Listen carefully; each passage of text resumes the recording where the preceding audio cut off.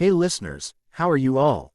Thank you so much for being our awesome members. There's a lot to come more. Sit tight, be comfy, put your headphones, now let's begin. Kampai, and the sound of beer cans clinking and our laughter fills the place. You can count several more Asahi super. Dry. Cans placed on the table with fish, chips and peanuts. 1. There sat 4 men. A raven-haired man with onyx eyes, with a smirk on his face Sasuke, the Tem, Uchiha, a man with his hair in a high ponytail, murmuring something. Troublesome, Shikamaru, the lazy, Nara. A black-haired man with thick brows, who always seems high on sugar, Rock, the youth, Lee, and a young man with sun-kissed blonde hair and mesmerizing blue eyes who can swoon the pletho. Raw of young and hot women just with his honest smile and a foxy grin. Yeah, okay, it's me Naruto Namikaze. Naruto hasn't changed at all, says the lazy Nara. No, I'm a real man now. Hey, asshole, you think clerical work in the army makes you a man? Spoke the Tem with a shit-eating grin. I want punch his handsome face. Give me a break, asshole. My job was tougher than you could imagine. Hey, I worked near the DMZ. Who are you kidding? I added when they laughed more. Anyway, welcome back home. Thanks Lee, you are the only true friend here. Brr, who's interrupting me? Hold on guys, someone's calling me. Quote, hello, who is this? Your mother, you bastard. Oh, Mom, why aren't you at your aunt's house? I'm leaving soon. Keep quiet, it's my mom. I shushed my friends. Make sure you pay a visit. It's been over a year. That long. I'm surprised. You know she feels lonely after losing her son last year. She says you resemble him. She'll be so glad to see you. Naruto, still there. We don't look alike. Plus, I hate when she rubs my face and kisses me. What? Uncle Kakashi does, too. She'll introduce you to a girl. Hey, I know the type she likes. Tell her no thanks. I want to meet a girl like the ones in romantic manga. I was drinking and hanging out with my friends in Makuhari district until 10 p.m. But that day was also the day I had to go visit my Aunt May in Hokuso. I thought I should stop screwing around, so I left. I took the subway from Kyan Makuhari station and was waiting for a train that headed to Hokuso. So while I'm waiting, I noticed that there was a girl next to me. Completely wasted. She wasn't exactly celebrity pretty, but still unique and attractive. She had pale blonde hair in a high ponytail with bangs covering the right side of her pretty face with blue eyes. There was loneliness mixed with those blue pools. She was one of those girls who looked good in purple t-shirt and jeans. Looked like she was about 24 or 25. She's my type, but I don't like her. Why? Drunk girls disgust me. I don't know her. Maybe it's because she's drunk, but her eyes were almost closed, unfocused, and sometimes she gagged. Gagging noise. If she wasn't so hammered, she would be really cool. Then the train came. It was late, so there weren't so many people inside the train. She and I took the same train and compartment, of course, since we didn't know each other. We were on the opposite doors. As soon as she got on the train, she leaned on a pole. But while a normal person leans against their backs, she was leaning against her stomach. And was waving back and forth precariously. Tucking her long strands of hair behind her ears and regaining some composure, she. Hey, get up, she shouted at the scrawny-looking man with a pink t-shirt who was sitting in the chair next to the pole. He was just leisurely chewing on his gum while this another guy was standing in front of him. Offer your seat to the elderly. She raised her tone more. She really is drunk. This man standing doesn't even look that old. 0.40 maybe. TCH. He ignored her. Go. She again shouted, but this time there was an echo too. Yeah, she whacked him in the head. I tried resisting laughing but not so successfully. The said man winced. He packs a punch huh. Give your seat to the elderly. She gave a murderous glare at him. You wanna die. Her. Sing and scratching his head probably where she hit him. The pink t-shirt guy gave her a stink eye and stood up to go elsewhere, probably thinking to go as far as possible from this crazy chick. Hey, she called him just when he was going. Don't wear pink. I could see him just on the verge of tears. While she had a victorious smirk on her face. She totally harassed him. Lol. Her drunken behavior was pretty cute. So I kept watching, and I don't know why but she kept glancing at me too, from time to time. Some time passed, now in front of her, the chair right next to the pole, a bald M. And was sitting down. He was reading the newspaper with an utmost concentration. Right on top of his head, she was going back and forth. No one around her was paying attention to her, I was only watching her too. But suddenly, she acted strangely. She was shivering for a moment and then, sound of throwing up. Yes, it's true, suddenly, she, on the bald guy's head, yup, while this was going on, I was the only one watching. But when the sound of throwing up came around, everyone on the car turned around to look at her, then at the man, and everyone started to roll on the floor laughing. On top of his bald head were noodles coming down like hairs, a red noodle no less, must have been from the snail dish, then to the shoulder, to the stomach, the chunks and liquids. Blah. Yuck, that man. For 10 seconds he looked as if he didn't understand what had happened, then he wiped his head with the newspaper he was reading. He was so awestruck he couldn't say anything, poor guy. But the real fiasco started from there. After she threw up, she looked at me, eyes barely open, and before she fell down she said, "Sweetie, throws up, sweetie, throws up more." When she called me sweetie, everyone on the car started looking at me. Wah, wait, miss, who are you? What do you mean, sweetie? I tried to deny it, but it was too late. Everyone was looking at me with a vicious look. TCH, this girl. Carrot v carrot, a woman next to me who was still laughing. Tilda, a girl standing by the next door. A man who just woke up. Oh, a girl who just had her eyelids done, sunglasses at this hour. Really, carrot, a student who looked like he was my age. And this is me. Some guy was trying to hit me with his newspaper. Some woman tells me, "What the hell are you doing?" Yes, suddenly, I became the boyfriend of the drunk girl. The bald man stopped wiping himself off and called me, "What do you think you're doing? Come here." I'm not. Think I'm stupid? Are you laughing? I was. He's going to kill me. I was terrified, and slowly approached him. Hurry up and take care of this mess. How can you just sit by while your girlfriend is drunk like that? Are you out of your mind? Yes, sir. I'm sorry, sir. I didn't have any tissues. I don't even have any handkerchiefs, so I had to take my shirt off. My sister bought me that, and started to wipe his clothes.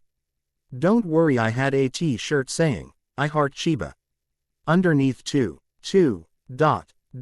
When things were kinda back to the way it should be, my girlfriend started to worry me. I looked and she was knocked out, spread eagle on the floor.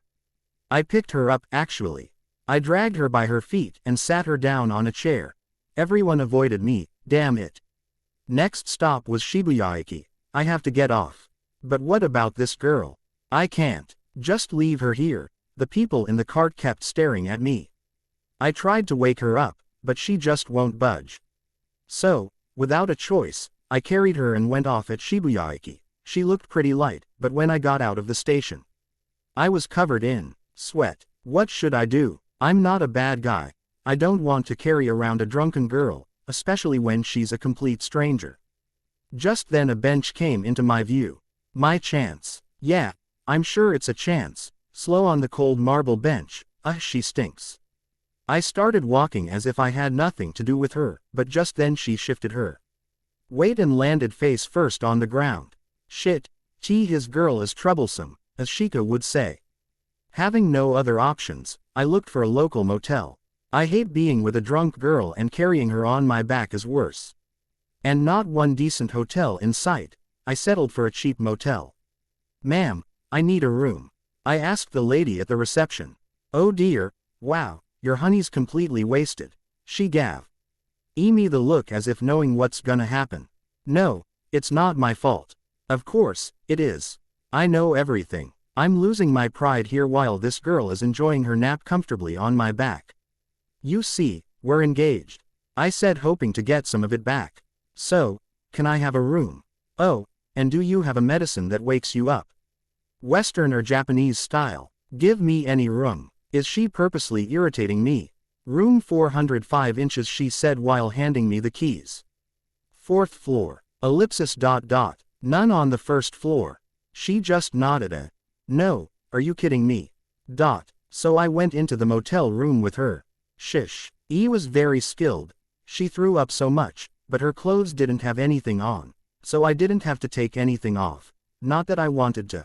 I just dumped her off on the bed and I thought, why the hell am I here?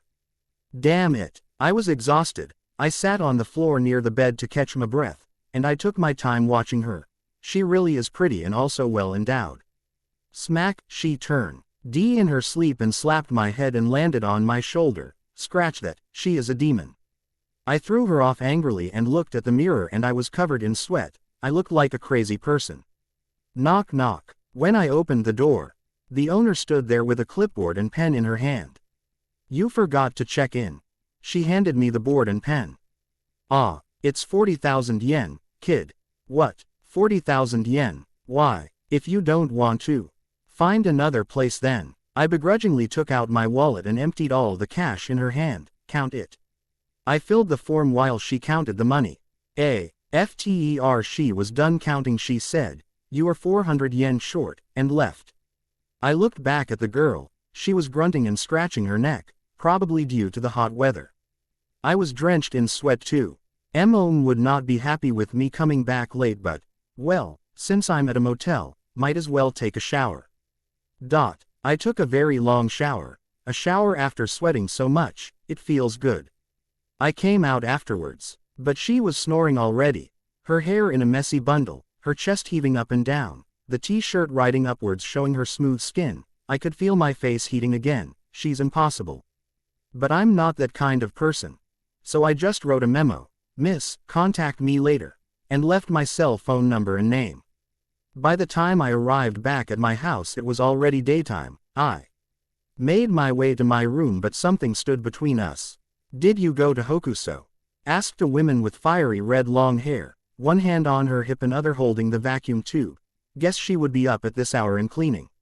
That's my mom, Kushina Uzumaki Namikaze. If we were to live in a society of heroes and monsters, she would have been a disaster level dragon. 3. I'm home, and yes, I did. I am pretty tired, Yano. Kachi Kachi. She beckoned me with the come here hand gesture with a sweet smile. I love ya too, mom. I skipped towards her like a kid. What I didn't see was the glint in her eyes. And without warning something hard whacked my rear and I was brought to my knees. The vacuum tube. Curse you, vacuum tube. Itai. Iti. Where did you sleep? I tried to CRAWL away but she whacked me again and again, following me all over the house. Iti. Your aunt said you didn't come. Whack OWWW. And what happened to your shirt? I'm such a poor guy. All this cause of a drunk girl. Shinitai. I did went to Hokuso. But not to see auntie. I shouted over my shoulder while running out of the house. While she chased me out, I climbed back to my house over the fence and slunk to my room without her knowing. I could hear her shouting, what? Come here, and I will be waiting for you here, you rascal. Hee hee. In the safety of my room I landed on my futon to take a much-needed nap. So do you think she, the drunk girl, called? If you're curious, I have so many memories with her, most of them hurting me. Yep. She's one brave girl. She called me next. It's already the next day, so same day. If you think about it, she's very brave. Completely wasted, and taken to a motel by a stranger, nothing happened. Okay, would you read the memo left by the stranger and call him the next day? If so, send me an email. I know a friend who's a doctor. So yes, as soon as she woke up, she read my memo and called me. They say ignorance is bliss. She probable. Why don't remember what happened last night. This is how our call went. Me. Hello. The girl. Who the hell is this? Who are you, asshole? Like I said. Brave. Me. What? Who is this? The girl. I see. All the number on the memo you left at the motel. Get over here.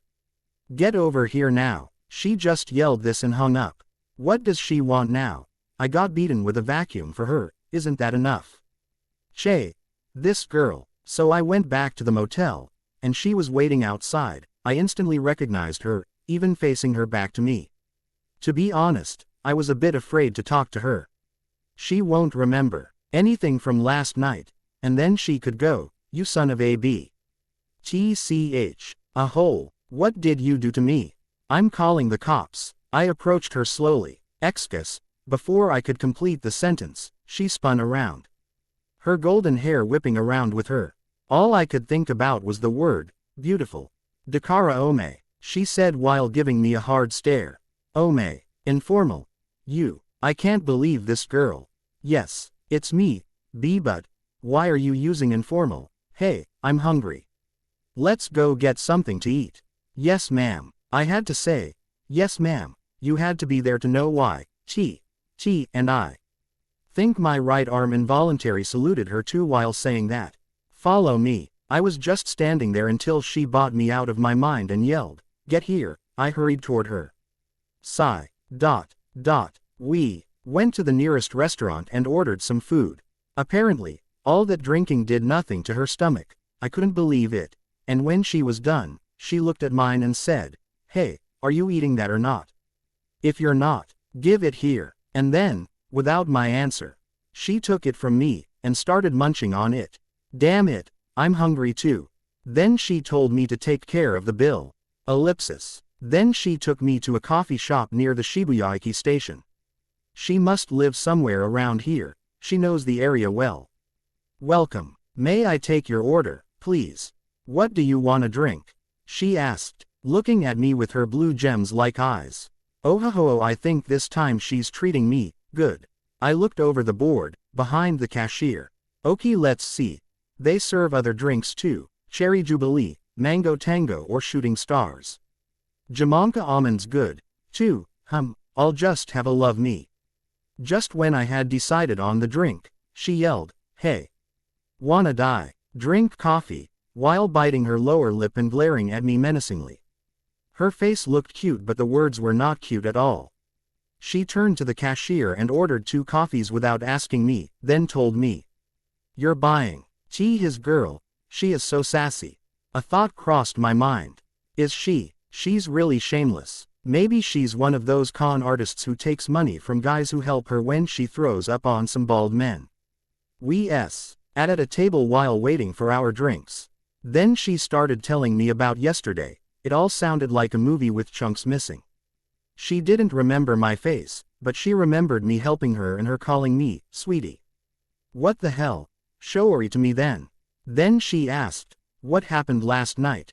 "Well, you were drunk, so," I mumbled few words incoherently. "Don't stumble, and speak clearly," she shouted while smacking a hand on the table. "Sigh, you see, you were drunk and staggering at the subway station." So I began to put the missing chunks in her movie one by one. Suddenly, her eyes were saddened. Then she told me that she was dumped yesterday, how she said her goodbyes to his ex, then drank until she were a goner, and then, she began to cry in front of me. People in the coffee shop were looking at me, just like last night. A couple next to us get a room. Oh, the waitress. Question mark. Some guy next to us. Whenever I'm with this girl, people start looking at me, but she was really attractive when she was in her right mind, kind of. Plus, she was crying, and I started feeling sorry for her. This time I came prepared with a handkerchief. I handed it to her. Seeing a girl cry makes me sad for some reason. She's more attractive the closer I look at her. When she's not drunk, she's just my type. "Did you blow your nose on this?" she asked me while sobbing tears. "No, I had to lie for my safety." Sniffling, she blew her nose loudly on the hanky and pocketed it in her jeans. Other people were giving a look of disgust at our table. No matter how pretty she is, I'm too embarrassed. "Please stop crying. Also, the handkerchief is mine." "Oh, thank you," she softly spoke with a smile and handed it back and then balled up. Putting the snot-covered hanky back in my pocket took a lot of precision. You look prettier and livelier than yesterday." I spoke to lighten the mood a little. She looked at me. "Are you mocking me?" "No, I'm not." She leaned towards me and with an icy and low voice asked, "Then are you hitting on me?" "Ah, I know this one, it's a trick question. I didn't spoke a word. I don't wanna date you. We're not destined for each other. Saying this, she stood up rudely and walked out of the establishment. Throw the trash away, she called out. Damn it, who does she think she is? I abruptly threw the cups and followed her. We went outside the shop. Then she ordered me, not ask. Ordered. Give me some money for taxi. So I gave her 10,000 yen. I'm a nice guy, right? Actually, I did it because I was really scared. She's a lot more tougher than she looks. She said she would call me at night. I live in Nishi-Chiba area, so I went back. That evening, she was really calling me. And she told me to go back to the coffee shop in Shibuya-eki. Apparently she wanted to buy me dinner to say thank you. I met her at the coffee shop again. She changed what she was wearing and she put on some makeup. She was a whole new person. She was breathtaking. We made our way to a local restaurant. Then we ate and started to drink. I was a bit nervous. She might drink too much again, and just like last night. She drank half a bottle of sake, roughly 4 to 5 shots without stopping. Then, without warning, clonk, I poked her on the back of her head. She didn't stir. Sigh. She was unconscious. Again, her head knocked on the table. Only half a bottle. Then yesterday, she drank half a bottle. Nanny, it was unbelievable. I wasn't going to pay this time. She's a vicious chick. To a girl like this, you need to show her who's the boss. So I did just that, right? So I looked into her wallet and took out the money for the bill. On her ID, her name is Ino Yamanaka. What a strange name. It said 960,923 2*********. This means that her birth date is 2309-1996. I was born in 1995. My friend are all from 94, but since my birthday is late, I'm treated like a 96. She's younger than me, and she's using informals. Maybe I look younger than I am. Once again, she's on my back. Please don't throw up. Then I went to the same motel that I was at last night. The owner welcomed us, recognizing us. Your fiancé's wasted again. Yeah. Underscore. What now? Sign you in like before, right? Yes. Go ahead. I'll get you the wake-up pills. She handed me keys to a room again. Thankfully this time it was on the second floor. I guess loyal customers are indeed valuable, buying medicine and everything. I put her on the bed and looked at her carefully. She really was pretty. I could hear my own heartbeats. I saw her lips, her white neck, and also I saw her breast, too. Underscore. Laying on the bed, she mumbled something with half-lidded eyes. What is it? I asked her. Give me some water. There, I handed her a glass of water. After chugging it like beer she went back to sleep. While watching her sleep like a baby, it may be forward, but this occurred to me. I want to heal her sorrow. Something was wrong about her. She must have changed into this. I think the pain of breaking up had affected her greatly. She probably tried to deal with that pain with alcohol. She's not acting like a drinker. In any case, I felt sorry for her. Tomorrow was Monday, which meant I had to go to university. But I gave it up, and slept in the corner, and thought, I'll try to treat her pain. You think we're in a relationship now. I wouldn't call her my girlfriend. Like is too casual, but love is too heavy. But I don't want to be in love with this girl. I'm sure she feels the same way about me too. But I have to help her deal with the pain she's going through. And yes, there were plenty of dates in the future. It's been pretty horrible, and of course, there are lots of stories to be told. Thanks everyone for favorite and follows. This time I expect some reviews too. So how is this chapter? Did you like it? Note: it's considered very rude to use informal format to strangers and in general, in Korea and Japan too. Naruto here is in Chiba, Japan, where Tokyo Disneyland is. Surprise. Right. Chapter 3. My Sassy Girl. Chapter 3. Disclaimer. I still own nothing, I just wish. So, here's a good news. I use informal format with her as well now. After confirming that Ino was younger than me, in the morning when she woke up, then I told her. OWW. She woke up clutching her head, probably a headache. And I was on the floor, 'cause I slept there. I didn't move or say anything. She looked around and asked me, "Hey, why am I here?" "Okay, here I go. You see, I'm sorry, but I saw your ID, and you're 24. If you talk down on me again, so what are you gonna do?" She cut me off, while tying her hair back in a ponytail. "Hey, how old do you think I am, ma'am?" And I'm stuttering even when I'm saying this. Her eyes are getting narrower. "You. I don't know. Why is that important?" Ellipsis. Quote. "Just that," I continued, but she cut me off again. "Give me the towel." "Okay." I obeyed and kept talking. "You're a 96. Born in 96. I'm older than you. I ought to beat the crap out of you and teach you some respect." I wish I could have said th is, but, you see, I think you're a 96. And I'm older, so I thought. Maybe. "Oh, really? How old are you?" "Okay. Then you use informal too." She's saying this like she's doing charity. "Yeah, so, are we friends now?" "Give me the toothbrush." I crawled over to the table and retrieved it for her. "Toothpaste?" Ino asked. "In the bathroom." I pointed towards it. "Phew. Hank God. I bought these stuff from the nearest convenience store, when I woke up earlier." And that's how I got to use informal to her. Something wasn't quite right, but I decided that at least I wasn't beaten in the process. We have a strange connection, don't we? Our relationship is so peculiar. It's been 2 nights and 3 days since we've met, and we spent the 2 nights in a motel. That's how our relationship began. So do you think you know me now, right? Naruto Namikaze. I'm a typical student, an engineering major. Study. I'm smart, but I never study. My parents can prove that. You're smart like me, but studying is your problem. Since you inherited your brain from me, you'll get good grades if you'd me when I was a kid. Since you inherited your brain from your mom, you'll get good grades if you study harder. This is what my dad told me when I was a kid. Up 4 points in 3 years. Call this a report card, idiot.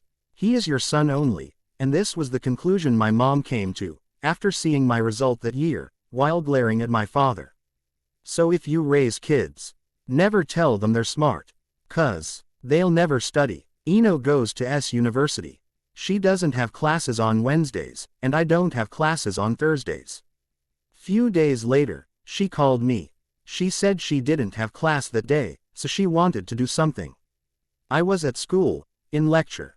I told her I was in class and that I had lectures that afternoon, so I couldn't get out until 5. Then she told me she was coming here. It's not like I could stop her.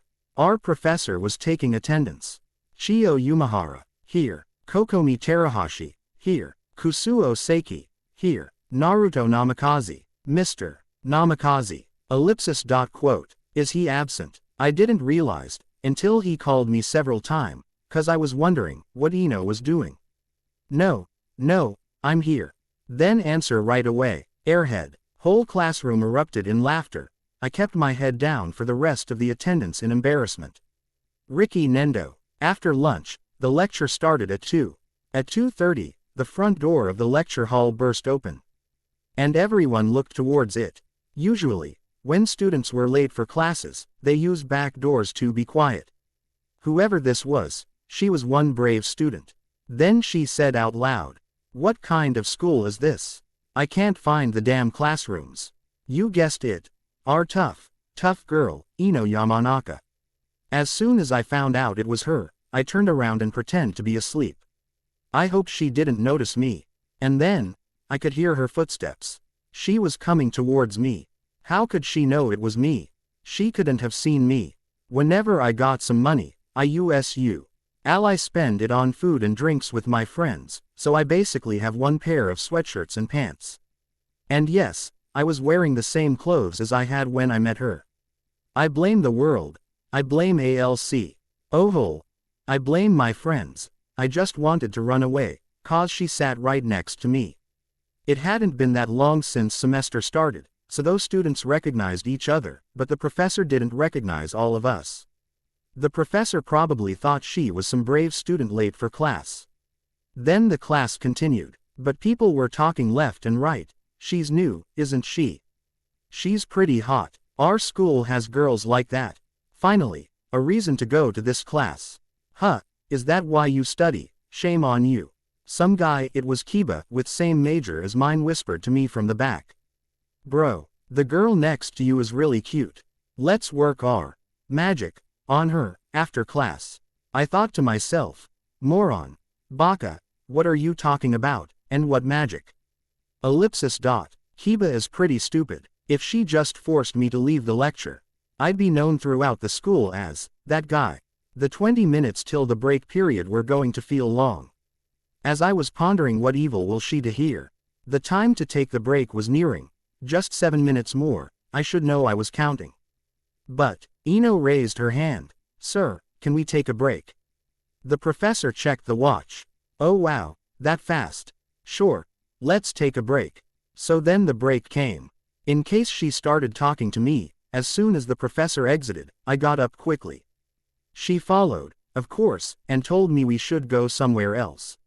What the hell? Let's go, she insisted. Go where? Class isn't over yet. Don't be a coward. He called roll, right?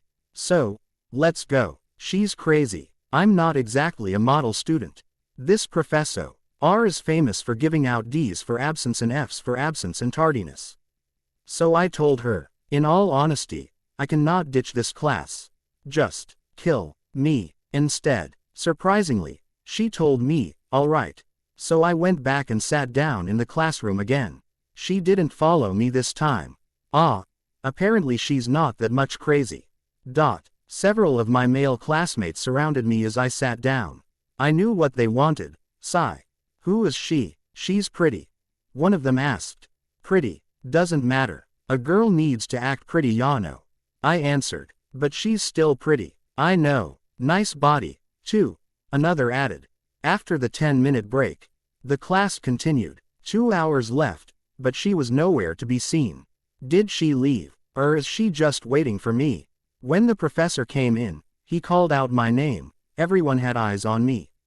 Yes, I had to answer. Naruto, I'll count you as present. You can leave, so go ahead. This totally surprised me. Huh.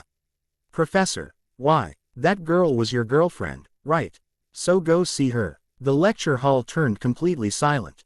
Everyone was looking at me with envy. Haha. It felt kinda good. But, what did she say to the professor? How did she convince that intolerant professor to let me go? So I took my stuff, bowed, thank you, sir. And just when I was passing by him to leave, he stopped me. Oh, Naruto, if you can, raise it with her. What's he on about now? Zen wakaranai. Ino was waiting for me outside. As soon as I came into view to her, she pumped her fist. Yes. It worked. She took my arm and started dragging me, God knows where. Resistance was futile, her grip was strong. So I just asked, hey, what did you tell him? He's not exactly understanding. So yeah, she told me. I told him I had to go get an abortion, and that you were the father. Silence. If someone else had done this to me, I wouldn't have believed it. But, this girl, she was definitely capable. Whhaat. I tried to race back to the classroom, but by that time I was already in a headlock. I tried to clear my name by shouting, no. Professor, it's not true. Ellipsis. But her grip tightened and I was led downstairs and out. What kind of situation is this? I was ruined. My campus life at this point had been terminated. I didn't do anything to her. Then also, I couldn't go to that class again. I just decided to take the F. The students complained about letting me go. So the professor told them what she told him. The girls in my major aren't even talking to me. During the CAD class, Hinata used to help me with the blueprints all the time, but now she looks at me as if I'm a pervert. Afterwards, any classes I took, people were talking and talking. It had been only 2 months since I started college after military service, and I'm already left out. And oh, I got a B in that class. One couldn't go to any more. I didn't go to class at all, and only took the final. The professor must have taken my situation into consideration. So people started hating me even more.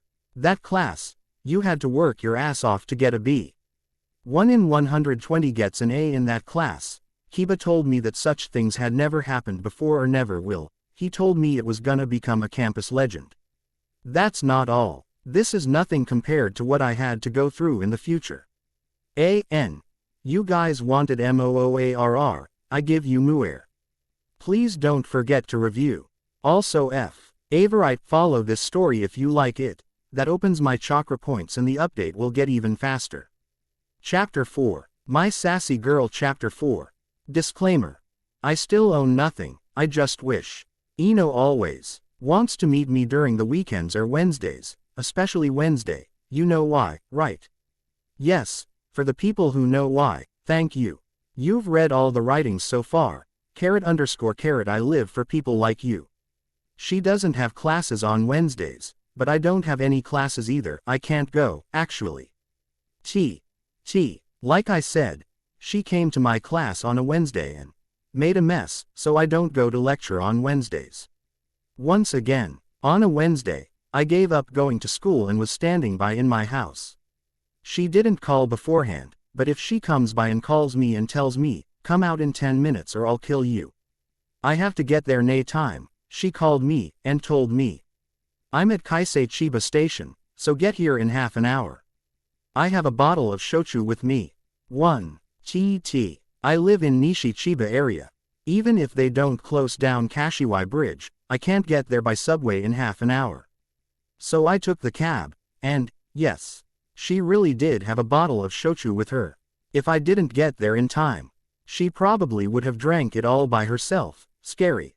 Anyway, she called me that day as well. She told me to go to Kaneda Higashi Station's fountain. And, without an exception, you have half an hour. This is where my war begins. But today, Ino was pretty generous with time limit. Maybe she had a good day. 30 minutes, I can take the SUB way as long as I run like hell. I met her there. She was sitting on a bench like a queen on a throne. Clad in boots, jeans, a light blue t-shirt and a red jacket. This is a date, right? It's totally a date. She tells me, she wants to go to Mitsui Outlet Park, Kasarazu, a part indoor, part outdoor amusement park. When we got there by bus, she paid the entrance fee. She even bought the day pass. Since she was being so generous today, I bought lunch, just hamburgers. Usually, girls turn really cute in amusement parks. Source: romance drama and movies, and when you ask them to ride something scary, they pretend to be scared, and screams, and all that stuff. Right, I thought Ino would be the same, but she rode the Euro drop 3 times, 3 freaking times. In a row. The one screaming and shouting was me. She didn't let me go. 2. Afterwards, we went to Kamiyama Lake. It was getting dark, and what with the streetlights, the mood was just right. Apparently, in the old days, the place was crawling with gangsters, but now the place was filled with couples sitting on benches. We sat down too. There wasn't much to do, so we just sat there, enjoying the scenery. And then after few minutes, out of nowhere, I want to drink beer. I don't think this girl can stay still for more than a few minutes without drinking and passing out. I do not want to drink anything with this girl. But just a can of beer. Whatever, it's just soft drink. We bought 2 cans and shrimp crackers and were back at the bench and sat next to each other. She tapped my shoulder. I want to show you something. She gleefully reached into her handbag and presented a booklet to me, titled, Demolition Terminator. I looked at her confusingly. Nani core. She stood up and stretched her arms dramatically. I wanted to be a scriptwriter, so I kept writing stories. And you are the first person to read any of this, so start reading. She called them synopsis. Naruhodo. To get me into the mood, she took me to the park to read them. I started flipping and skimming through it, until she turned towards me and said, "Wanna die?" Finish reading it. I looked at her. This was not the angry, wanna die one. This was the cute pout one. I gave her a soft smile. I will. The heroine is tough, like the Terminator.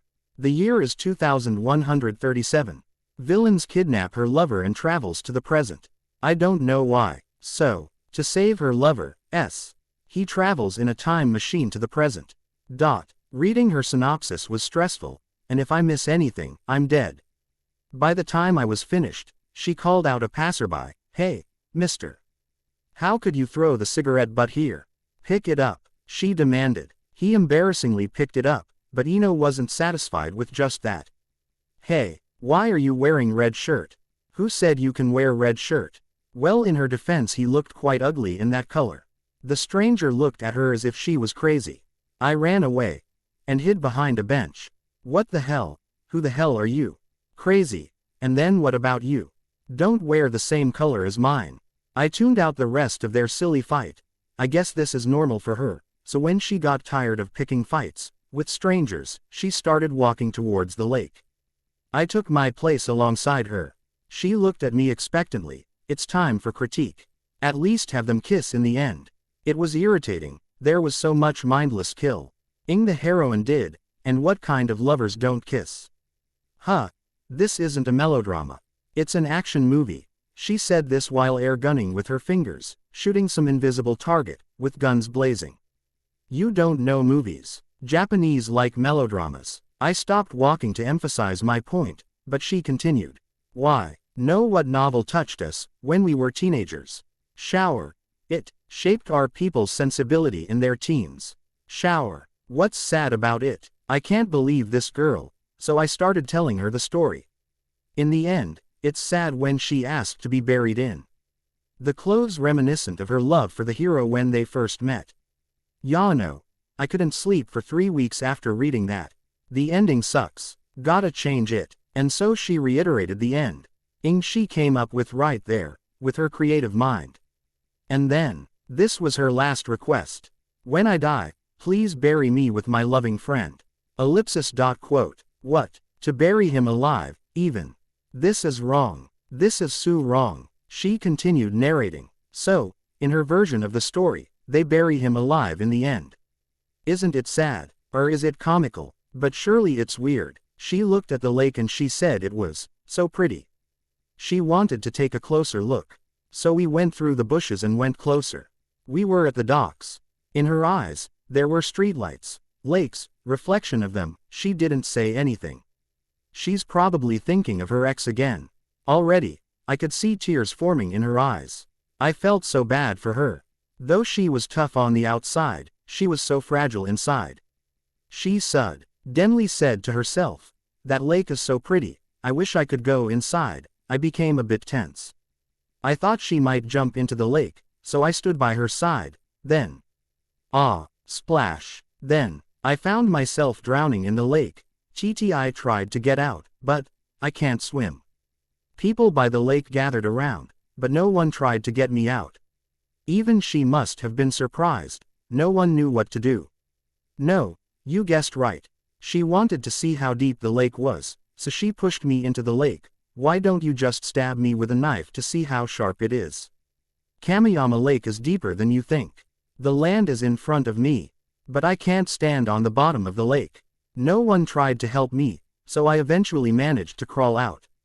Ino just stood beside me and commented, "It must be deep in there."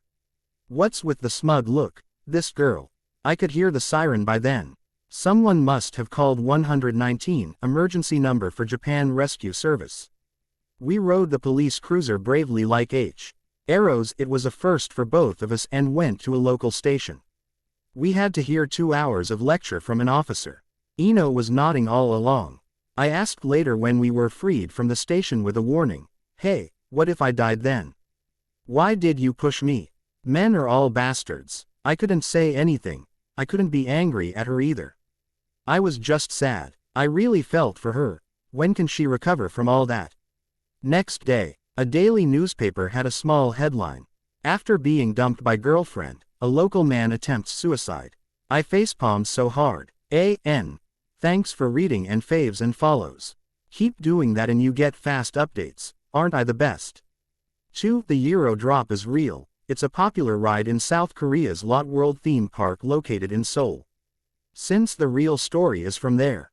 See it on YouTube. It's awesome. 1. Shochu is a Japanese distilled beverage having an average alcohol content of 25% to 37%. That's high. Don't forget to review. Please show some support. Chapter 5. My Sassy Girl. Chapter 5. Disclaimer. I still own nothing, I just wish. I was very weary of Ino's toughness, and her ability to make trouble just about anywhere. By now, I am pretty much on alert for any sudden sit drinks by herself and is helpless, or in case she makes trouble after she's drunk. So, I wrote my phone number on a card and put it in her wallet. If I'm completely out of my mind, please call the number below. Cell phone number 081-225*****. It's just like the lost and found tag you get for your dog. I know, there wasn't any other way. You know how people can't always be happy. That there's a day when everything goes wrong. Today, I was very depressed because of a friendship gone rather awry. That Tem and his stupid face, and what's a better medicine for sadness than alcohol? That's why I was with my other friends Shikamaru and Lee, drinking. Heard you got a girlfriend. So when are you gonna introduce her? Lee initiated. Shika tried to confirm. Really? I'm serious. So, is she pretty? Have you kissed her girlfriend? Who? That girl. A chill passes my spine. Gonna introduce me or not? Is she really pretty? While my stupid friends were asking about her, I had my eyes fixed outside the glass window of the shop. What are you looking at? Shikamaru asked, following my eyesight. You see, there was this girl in a green cardigan and white jeans, walking across the street. She had her back toward us, but I could tell she is beautiful. She's just my type. When I see my type, I can't help it. I need to hit on her. I stood up and proudly exclaimed, see that girl over there? I pointed towards her. She's my girlfriend from today. Got it. They gave me an amused nod. Anyo-sa, have some faith in me. I crossed the street and made my way towards her. She was walking pretty fast.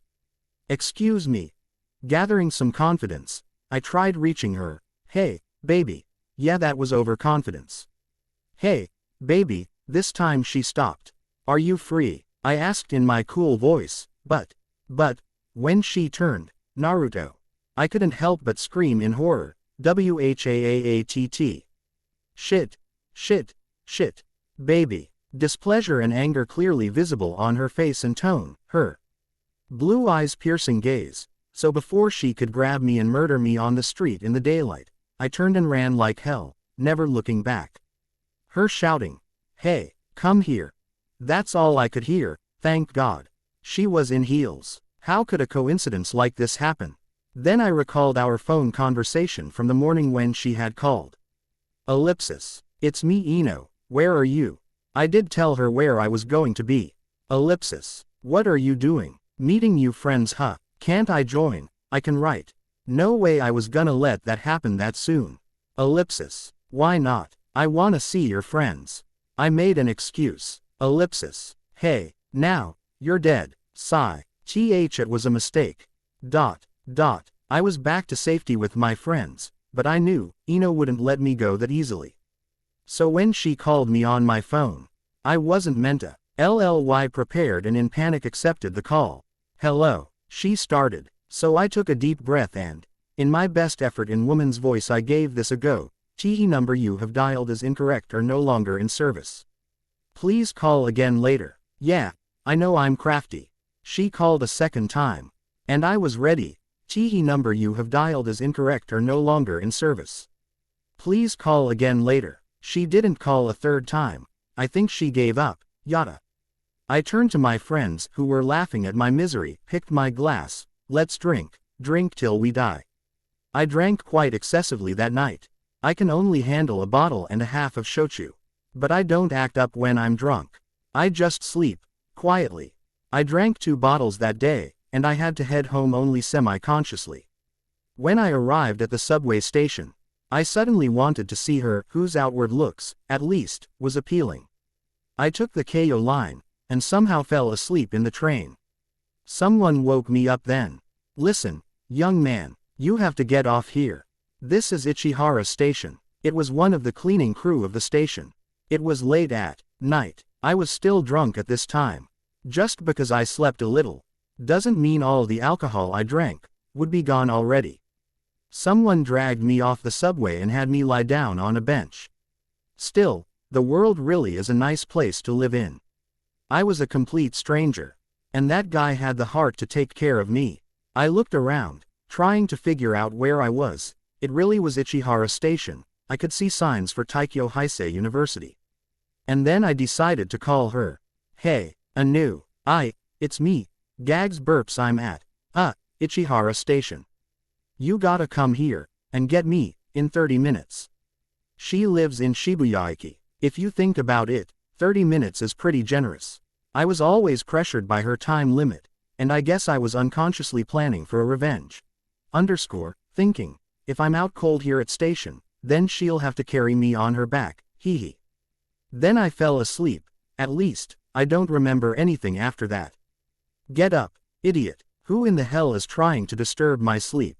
Go away, buttbrain. Talking back, another voice said, get up, bastard. The first voice shouted, startling me. When I woke up, I found myself facing 3 men with faces worthy of mugshots. I looked around and I realized I was in jail. Oh, hello, criminal number 1. He looked like the boss. He was older, with white hair, with a scar on his face. Scary. Hello, criminal number 2.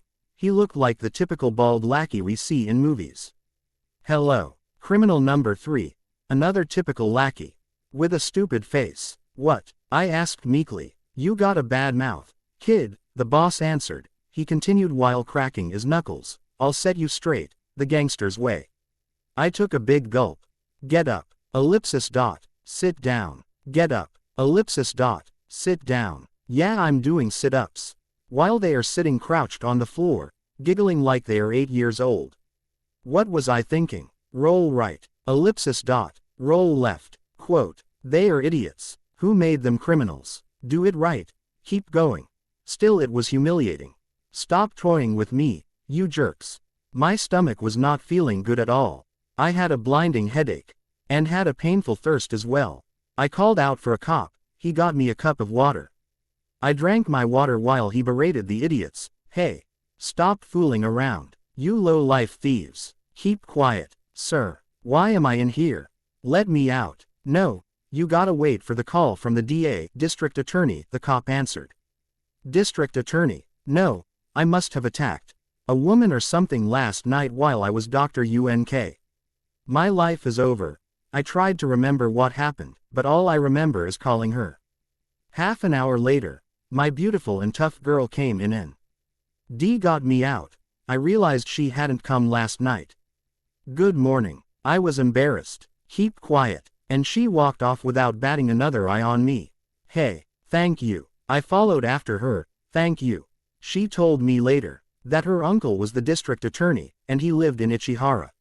She was worried because I did something very out of character, so she called her uncle in the middle of the night. Then her uncle saw me sleeping under the station bench, bare feet, and using a soda can as a pillow. A pathetic sight indeed, TT. Apparently, there were some coins thrown in front of me too. Well, thank you. I wonder what happened to them. Then her uncle had taken me to the nearest police station. I understand the situation and that her uncle was a DA, but still, letting me sleep in a jail. And I was his niece's friend. I asked her about that, and of course, she was the one who agreed to put me in jail. Remember how I put a card in her wallet? Well, she put one in mine. Hello, I'm a mental patient. Sometimes, I'm completely out of my mind, so if you see me acting crazy, please call this number, 081-316******. And this is how we have each other's address and phone numbers and asking people to call that number in certain situations in our wallets. It's pretty cool, Later when I get a job at an office, I'm going to Xerox it. She beat the living hell out of me, and told me that if I do something like this again, she'll kill me. You're worse than me, and since I already had a beating, I took extra precaution to sneak into my house. 'Cause y'all know, if I sleep out, my mom beats me with whatever's in her hand. If she's sweeping, it's a broomstick. If she's cleaning, it's a vacuum. If she's cooking, it's a ladle. When I'm lucky, it's a cucumber or eggplant. So I have to come at the right time. Thanks for reading. If you liked it, don't forget to tell me, and please don't be too harsh on the little me. See you next chapter. Ya nay. Chapter 6. My Sassy Girl Chapter 6. Disclaimer. I still own nothing, I just wish. Ino's birthday is very near. On her ID, her birthday is September 23rd. Birthday. If I try to pass the day by without doing anything, she might murder me. Of course, she told me the murder part herself in a text 3 days before her birthday. I was at home, in my room late at night, fooling around on SNS on my PC. And suddenly the door to my room creaked open slightly, a figure standing there. You're studying now. Oh, I haven't introduced him yet. He's my father Minato Namikaze. This is the man from whom I inherited my good looks and charisma. Blonde hair, blue eyes and all that. He's a great guy. He's afraid of my mom too. We share a solid bond. I looked at him. Yes, I'm searching the internet. Go to bed now. It's quite late. He's the softie, unlike the women in our house. You too, Dad. All right. Good night. Good night. Okay, back to fooling. Then I'm gonna have to sleep too. You're not looking at dirty pictures, right? He was chuckling. Wah hh. That surprised me. I thought he was gone. Of course not, Dad. You don't trust me, and that was one time when I was 17. Stop bringing that up. Quote. Ha ha. I'm just kidding. Yes, I do. Time for bed. Go to sleep. Good night, Dad. I turned to my screen to see a notification pop up. It was Ino. Hi, Naruto. My birthday's in 3 days. You're dead if you forget. Got it. Since I like you so much, better make me smile like this. Photo attached. A smiling Ino. Got it. Bye. Ah, she's so cute. And I got it. Her birthday. If I prepare nothing, she may murder me. Oh, speaking of murder, she was born in 1996 and her Eastern zodiac is Dragon. I'm 95 Rabbit, but my friends are 94 Tiger. You remember right, they treat me as 94, right? Refer to AN. So my friends told me, a tiger and a dragon can't have a good relationship because they're both fierce. So I reminded them that I was a rabbit, then they said, idiot. No wonder you're so, think about it. A dragon and a rabbit. You know what's gonna happen. You're gonna be murdered. What a great bunch of friends. Anyway, as her birthday approaches day by day, I get more and more nervous. What should I get her? Money. She has too much. Anything she need doesn't exist. Me, as I said before, I'm dirt poor. Instead of something I can buy, I thought about doing something for her instead. Make this birthday even more unforgettable than any birthdays or anniversaries she had spent with her last, so that she can recover as fast as she can from him. Don't you think it's a great idea? I thought about a scene from a movie. As she opens the trunk of the car, doves and balloons fly to the sky as a banner rises saying, Happy Birthday. Great idea. That would be really cool. But I don't have a car, or a driver's license. Doves. How do you catch them? And banners. Ridiculously expensive. But I got another idea. Even better one. A feasible one. Before I went off for military service, I used to work at an amusement park. I was in charge of operating some rides, but mostly I was operating a SR2 Space Voyage. Similar to Back to the Future ride at Universal Studio Park. This one time I was working.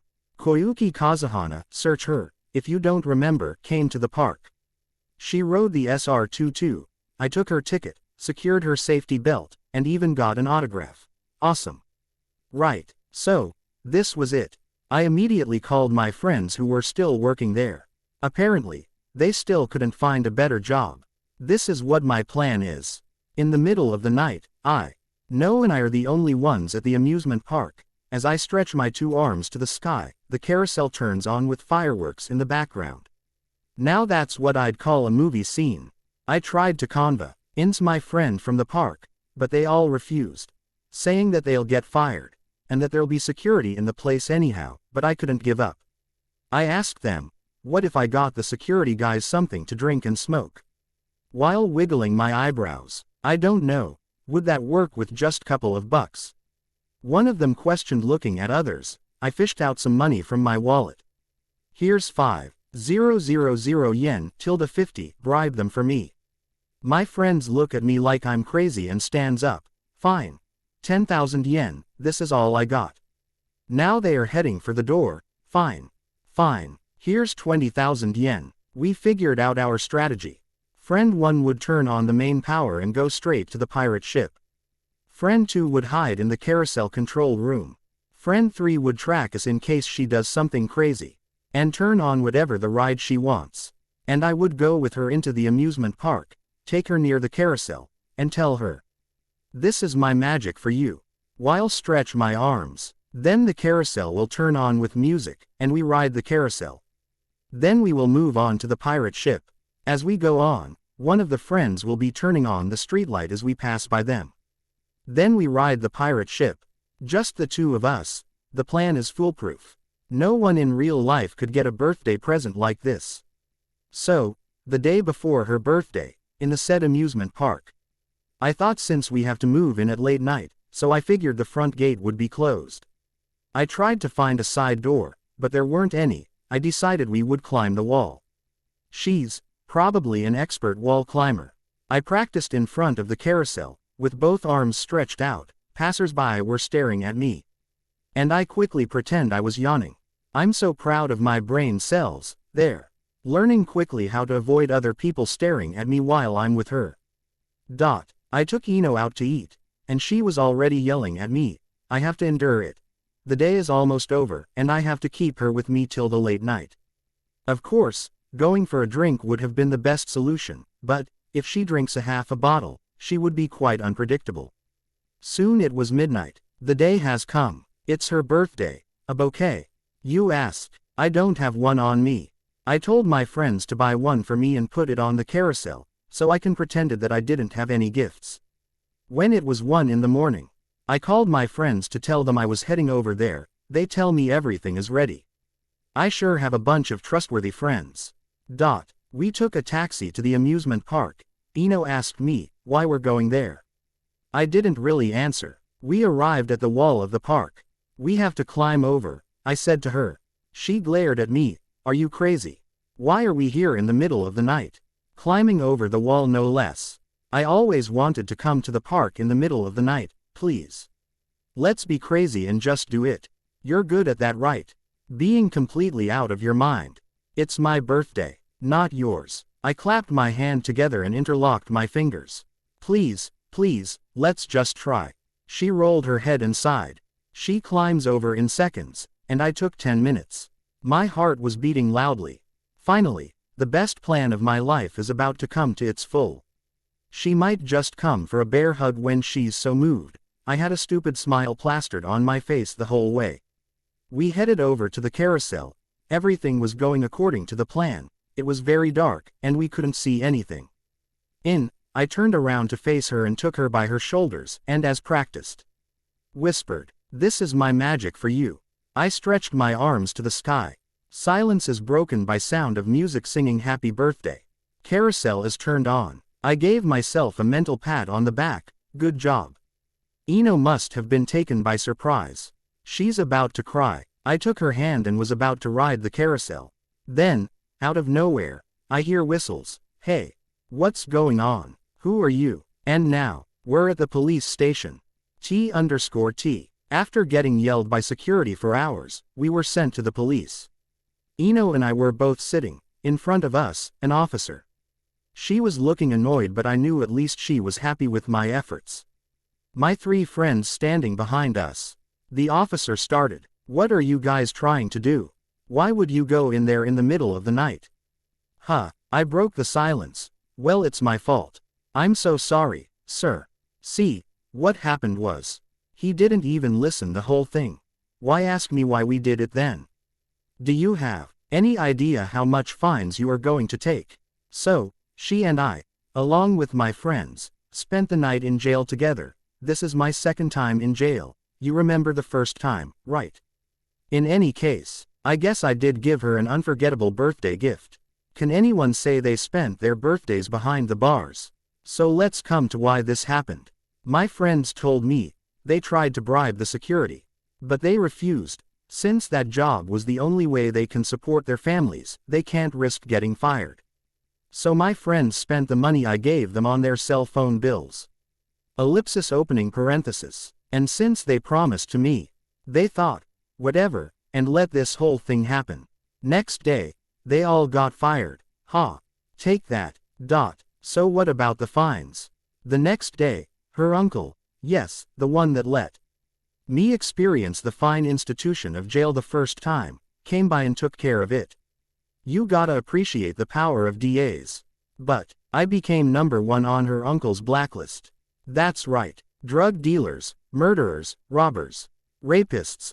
I beat them all, and took the first place. I'm still marked by her uncle. Her parents think of me as public enemy #1. I just wanted her to be happy. She has Ost moved on from him, her ex, now. To tell you the truth, because of taking care of all the things both her and I did for past few months, I don't think she had time to think about him at all. Pretty soon, it'll be the 100th day since she threw up on the bald guy in the subway, so it'll be the 100th day since we've met. Of course, there's no way I'd remember something like that. She called me and reminded me. She's really rough, but there are sides of her that are cute like that, hee hee. And once again, what would I do for her? This 100th day. If you have a good idea, please tell me. But I got the impression that it was her who was preparing something. What is she up to? Hi. Thanks for reading. Leave a review. Tell me if you liked this chapter. I liked writing this chapter. So about the Eastern zodiac signs. I totally botched it since I had to change the birthdays and year with Ino's and Naruto's, sorry. On another note, did you hear about the guy thrown in jail for refusing to take a nap? He was resisting arrest. Lol. Chapter 7. My Sassy Girl Chapter 7. Disclaimer. I still own nothing, I just wish. Have you seen, sometimes on TV, when a martial artist comes out and demonstrates these fancy moves? You won't believe me, but I'm a martial artist too, really. In Taekwondo, Kendo, Judo, Hapkido, and Kung Fu, I have 1 degree. First degree plus 0 plus 0 plus 0 plus 0 equals 1, lol. The reason I'm rambling about this here is because I wanted to prove to everyone that it's not because I'm physically weak that Ino always beats the crap out of me. What? You don't believe me? You're right. In the summer, when the weather turned really nasty, for 2 months, Ino and I had covered basically all the places couples go to. Bar, PC house, movies, video place, motel, jail. Today was the same. I am waiting here in this nice cafe, which she likes, for her, to talk about what to do. Slap, what's up? Yeah, she's here. OWW. To call it a pat on the back is insult to this demon's strength. She took the seat front of me, placing her handbag on the table. Oh, hi, she always looks beautiful. You're early, she questioned. I was in the neighborhood. She asked excitedly. So, miss me? Of course. Whenever I'm with her, I feel proud. She always tries hard to look cheery. I like her that way. What would you like? I answered to the waiter. Coke, please. Wanna die? Like always she glared at me. Drink coffee. She turned to the waiter and with a sweet smile. 2 coffees, please. What's up with that? Does she hate Coke that much? And, I know her. She sometimes pretends to be happy. But she's full of sorrow inside. What are you doing? What are you smiling at? No, it's nothing. Ha ha. Apparently I was staring at her far too long with a smile on my face that I didn't see her putting something in front of me on the table. After seeing that thing, my mood turned grim. Looks fun. Huh, another one. Yes, it's another one of her. Synopsis. Why? Don't wanna read it. Stop with the death glare, will you? I looked at it. I don't want to read this thing. She may get disappointed, but I should be honest for her sake. But her excited face made me weak. Looks fun. I'll read it. This time it's a martial arts film. The heroine is a bounty hunter. The villain wears rain slippers even on clear days. He is the worst of his kind. His name's Naruto. Naruto. The story's setting is a mess. Korea invades Japan during King Seong's reign, and the king's father is the tyrant Yonsun. In the end, the heroine fights the villains in a field. Heavy rain pours down on a sunny day. The heroine becomes a king. King Ino. She's from the future, of course. It's fun, huh? She asked when I was finished. Why is the heroine always from the future? Science is advanced then, so they invent a time machine. And people go to the past to travel. People from the future could be here now. Also, I think UFOs are time machines. Someday, I'll meet someone from the future, I have to. Why is she getting dreamy about this? If you do, ask him to take you. What did you say? Han. Ochitsuke. Nothing. Haha. If it's possible, give this to Toho. She pointed at her. Synopsis. 1. What? Quote. Tell them to cast Matsuda Shota and Keiko Kitagawa. Erika Toda is okay. 2. I just nodded. Okay, back to what should we today? NCE. We were getting tired of going to the same places over and over again. So we both agreed to play with some culture and sophistication. And decided to play squash, you know, that sport that app. Errantly only the bourgeoisie enjoys. I never played squash before, but I did have some experience with tennis, so I was pretty confident. We made our way to a local sports complex. I forgot to mention. She looks absolutely hot in sports wear. So yeah, we got there. But she wanted to make a bet. I asked her, what bet? Hoping for not anything dangerous or idiotic or dangerously idiotic. Loser buys drink tonight. Knew it. She just wants to get drunk and create trouble for me. I don't want to drink with you, ever. She scrunched her face. Then, the loser has to fulfill the winner's one wish. Since I was pretty confident in my skills, I agreed. Okay. Don't regret it.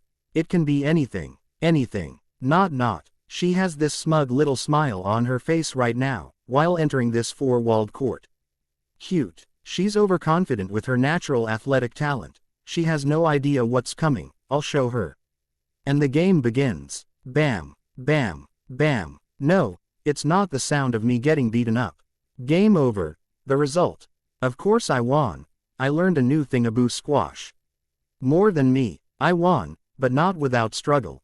7 times. 7 times the ball hit me in face. She asked me too, is your face a racket? I wanted to quit after the first 3 times. Why does the ball always hit on my face? It's strange, but I never want to lose a game. So I played until I won. Now, I can win against her in something, finally. You owe me a wish. I pointed and stated happily to her, right after the game finished. But the problem started from here. She must have been angry that she lost, because right after that she wanted to do Kendo, but Kendo is a pretty tough sport. It's a murder on your shoulder and back. When I was little, I always kicked ass in sword fighting with little sticks. Everyone who's my age in my neighborhood has at least one scar on the head from me. So, that and also, there was no way Ino knows how to do Kendo, and even if she did, how good can she be? I was drunk with victory and, yes, I was confident once more. So we go to this Kendo gym, we entered, and fought. People left and right in the gym started to say, hellos, and, hey, long time no see. And giving her what looked like nods of respect to her. From here, I started to get nervous, and I was back to my old self again. Hey Ino, it's too hot to play Kendo, let's just go swimming or something. What do you say? She didn't even dignify my lame-ass excuse to get out of there. With a word, she just gave me the wanna die glare and the annoyed _** look. Tactic number 1 failed. Please, this next one must work. I think I have a stomach cramp. I acted while clutching my stomach. Of course it didn't work. Again, she just flipped me off. __, and dragged me to the changing room. Tactic number 2 epic fail. So the second thing I learned, which was about me, that I can pursue voice acting job, but never in acting.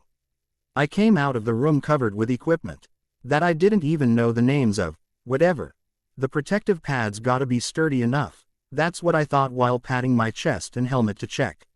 I made my way to the center of the mat. She was already there, standing ready in a stance. Everyone in the gym stopped what they were doing and began to watch, but not the fight, but me, with a strange look on their faces kindly. That's when I knew I have feet up. We both have the bamboo swords. I took my position 3 meters apart from her. I began to sweat, and there was tension in the air. She approached, and I stared right at her sword. It looked as if it was rising, then, bam, she went straight for my head. Did I get hit? No way. I parried her attack. It was awesome. But if I had gotten hit, it probably would have killed me. I called for timeout. Did she listen? No. She raised her stick again. I got ready. Bam. Ellipsis. Opening square bracket. Bam. Wait. Hey. When I watched it on TV, it went head, waist, leg. Isn't that what we're supposed to do? I wish I hadn't agreed to do this. I feel sudden pain at my side, then a twitch on my head. I could see the stars. Then I don't remember what happened. Yeah, I'm lying. I see. See the ceilings. I just pretended I was knocked out. I looked at her from the corner of my eyes. I could tell she was smirking satisfiedly behind the mask. In any case, I'd won the squash game, so she still owes me a wish. What should I tell her? How about if I tie her up on a tree and beat her, for once? After that day, I get nervous every time she holds even a wooden chopstick. Who knows? She might complain that her food sucks and throw her chopstick like a knife to the cook or something. A girl with Kendo degree is scary as hell. I forgot to mention, I talked with an Toho employee. Ian mailed Eno's synopsis to them with a note. We talked on the phone, right? It's going to be a hit. Toho didn't call back. Hey. Thanks for reading and faves follow. I'd like it if you give a review up to this chapter. 1 Toho Company, Limited is a Japanese film, theater production and distribution company. Some of the films under them are Godzilla, Pokemon Detective Pikachu. 2 Japanese actor and actresses. Watch Matsuda Shota's Afro Tanaka, it's quite funny. Chapter 8, My Sassy Girl. Chapter 8. Disclaimer. I still own nothing, I just wish. Duranomu Konu v Zubi ne Smotrat. Today's Saturday. Eno doesn't have any classes and neither do I, but my plan for the day is to go to the library and study the whole day. That's right, I study, sometimes. I went to the university, got a place in the library, and opened my book. And now I'm getting sleepy. T_T. I pledged to be a great person by opening the front door of my house and going out to the library and falling asleep in less than 5 minutes. I was barely conscious. I tried to fight off sleep by drinking coffee, smoking, then washed my face with cold water, and came back to my seat. And ardently I slept. I don't know how long I slept, but my phone started to vibrate. I answered, barely awake. And of course, it was her. Hello. Hey, I'm going to the university street, so meet me there. I have to study today. No. Do you want to die? Or do you want to get there? Sigh. I'll get there. Suddenly, the silent library became noisy. What kind of an a-hole answers phone in the library? See, this is why I can't even study at the library. In the drowsiness of my sleep, I answered the phone loudly in the middle of the library. Everyone near me looked irritated. I quickly got my bag packed, the book I was using. G as a pillow was drenched with my drool, disgusting, _. I got to the university street and she was waiting for me there looking all pretty. Lunch was a few minutes ago, and neither of us had anything to eat, so she said, Hey, Naruto, I'm hungry. What should we get? Just whatever, because you will reject my choice anyway. Let's go eat Jajang Nian, black bean noodle with sauce. I'm suddenly craving for a Jajang Nian. 1. She wants Jajang Nian, so we found a Chinese restaurant and she ordered. Can we get a double order of Jajang Nian and a single order? Well, that was sweet of her. She wanted me to get more, so she ordered the double serving. The waitress gave me the double and gave her the single. But then, something with her expression felt wrong, and she tells me, Hey, our orders are switched. The double one is mine. Quote, wait, you get the double and I get the single. That's right, hurry up. She switched the plates. Then, why didn't we get 2 doubles? She just gave me a confused look saying, Are you an idiot? And went back to devouring her noodles. So she eats the double and I eat the normal one. But I have my pride too. Before finishing mine, I asked the waitress, I need another double here. But Eno doesn't let me one-up her. No, can we have 2 of those? I see what's happening here, the gleam in her eyes, you. So we're on our second bowl. Let's go. We shouted at the same time and started eating. Somewhere in the middle of the second bowl, she says, "Hey, your first bowl was a single, so it's not fair. You have to get another one." Well, I suppose it's fair, but can I get jam pipong, spicy seafood noodle, carrot instead? I'm getting sick of Jajang Nian. Daikon pickles fly at me. So do onion pieces, with that black sauce. No way, ma'am. Can we have another double? On. But we talked about single serving. Before I could do anything, the waitress bought us the order. Hi. So, she ate 2 doubles and I had a single and a double, and now there's another double in front of me. I picked up my chopsticks reluctantly. I feel like the world has turned in that black jajang sauce color, but like I said, I have my pride. I'm finishing up mine, and so has she. I remembered something and told her, "Hey, I ate 3 bowls. You have to eat 1 more single. First to have eaten the same amount. Ma'am, we need 1 more single." At this point they've forgotten their orders in front of them. The owners aren't even working, but are too busy staring at us. And some delivery boy got the living crap beaten out of him by the owners. After asking them if he could deliver later, even the chefs came out of the kitchen to watch us. Everyone was looking at us, as if we were crazy. I finished mine, but she still has 1 more to go, hee. You know how the teacher's giving out group punishment. And you're the first one to get hit, and you turn around and look at other kids behind you about to get hit. It was just like that.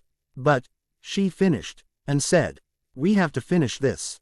Yes, she ordered another double. She was totally in the zone. Seeing her, I forgot about the after effects too, and then we decided to play the multiplica Tian game, where you recite the multiplication table in a certain beat and song. For it, I'm an engineering major.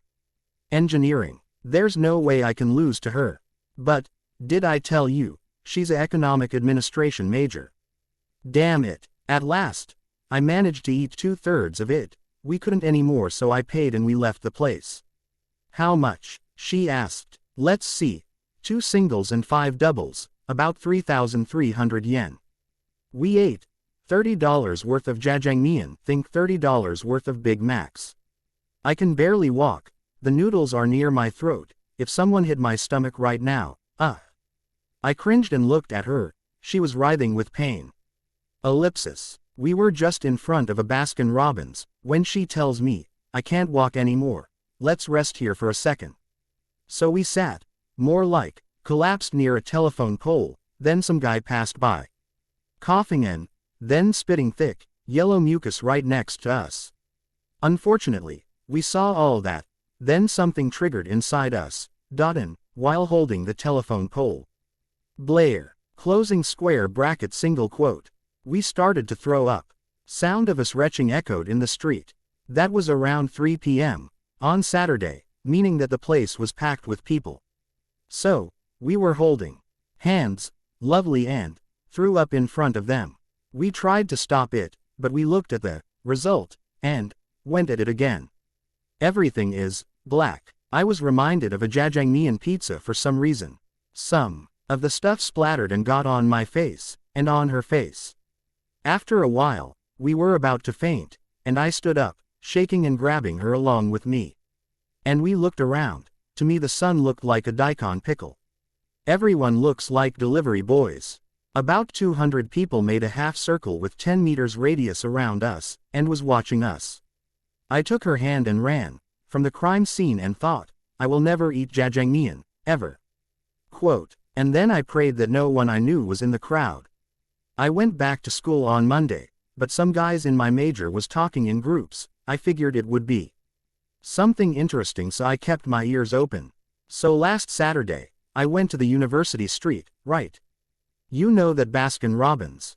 Some guy and a girl were throwing up in front of it in the middle of the day holding telephone poles. But I still have no idea what they ate. It was all black and, I thought, are they from the mental hospital? I guess they were embarrassed and started to run. And their face was covered with that black stuff. I muttered the word, Jajang Nian, under my breath hatefully. I thought I was having a heart attack. Well, At least that guy didn't know it was me, thanks to the Jajang Nian residue. But one thing was clear. After that event, asking me to go eat Jajang Nian by anyone would mean termination of our friendship. Hello. Are you reading this? If you or give me the sign to prove you are alive and well. Review this story, read the shit out of this. Follow it, do whatever you want, but don't talk to me about Jajang Nian. This chapter is a little short, that is why it's out this fast. 1 Chinese-style Korean noodle dish topped with a thick sauce. It is a noodle with black bean sauce, kinda sweet, kinda salty. Considered a junk food and can get messy around your mouth if you're not careful. Chapter 9. My Sassy Girl. Chapter 9. Disclaimer. I still own nothing, I just wish. Ponte los pilas. Saturdays are always the best because what follows is Sunday. No classes. I don't have to wake up early and face the hangover. I can stay up all night surfing websites. Yay. Also, you can express your love to each other all night long. Hey, yes, the bed and me. What were you thinking, perverts? It was early in the morning, and I got a call from Ino. Hey, Naruto, so what do you like? That's vague. What trouble is she planning now? Girls. Baka. I meant, what do you like to eat? Oh, that's what she meant. Yeah, I know. Girls. I'm so sorry about this, but I couldn't resist, lol. Wanna die. Anyway, my parents won't be home for 2 days. So come over and I'll make you something. Really? You want me to come over? And you're going to make me something? Yes. So tell me what you want to eat already before I change my mind. Hi. She's actually doing something nice for me. Right. She is doing something nice for me, right. Ino's calling me over because she's going to be alone in the house for 2 days. What makes her think she'll be safer with me over there? I was invited to her house. This is my first time over there since I met her. I should groom myself a bit, right? So I went to a public bathhouse. And my face turned several shades whiter. I wore my best underwear. Glow in the dark skull pattern, _. Hey, don't judge. It actually looks really cool when it's dark, you know. With skulls glowing. I also borrowed a Chanel perfume from my little sister. I know, but it smells really nice, so whatever, HMPH. I arrived at Shibuya station. She said she would come and get me when I called her. But in the meantime I decided to buy a little present. I was invited, after all, so I bought a cute little succulent potted plant. She came over in a cab and took me to her house. I guessed that she was rich. But her house was pretty big, a giant front door, and a shepherd the size of a lion started to go crazy just as I entered and barked at me. That's strange. Cha-Cha never barks at people. Even to strangers. She narrowed her eyes looking at me. Are you thinking about something perverted? What kind of strange keke genke this Cha-Cha possess, also shouldn't. His name be like Fang or Titan like his size. How would a dog know what I'm thinking about? He's just nervous because I'm new to him, smart dog. But he never barks when my friends are over, that's so strange. How the hell did this dog caught on? Do you remember that scene from There's Something About Mary, where the main character fights with a dog, and, well, just in case, I covered myself with my hands. I'd rather face a pair of scissors, _. Once inside, she poured me a cup of juice. I gave her the gift. In return she blessed me with a pure and gentle smile. She is so beaut. IFUL. I think she went in her room and set the plant on her desk or something to remember me, hee.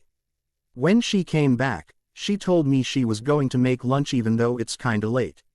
So I sat on a sofa with absolutely nothing going through my mind.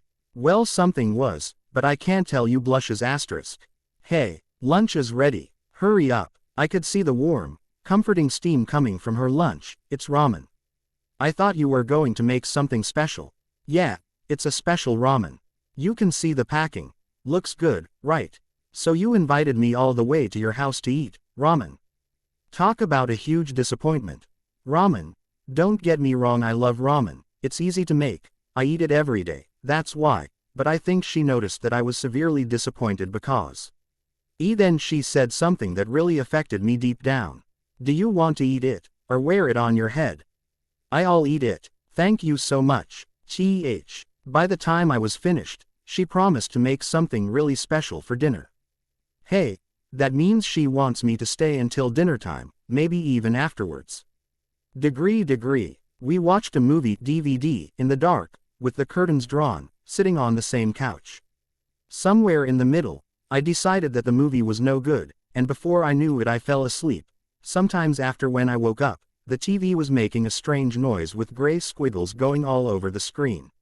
I guess the movie had ended. I felt extra weight on me. I turned my head towards the right side. Ino was sleeping on my right shoulder. Her head was right next to mine. Her silky pale blonde hair covering my arm.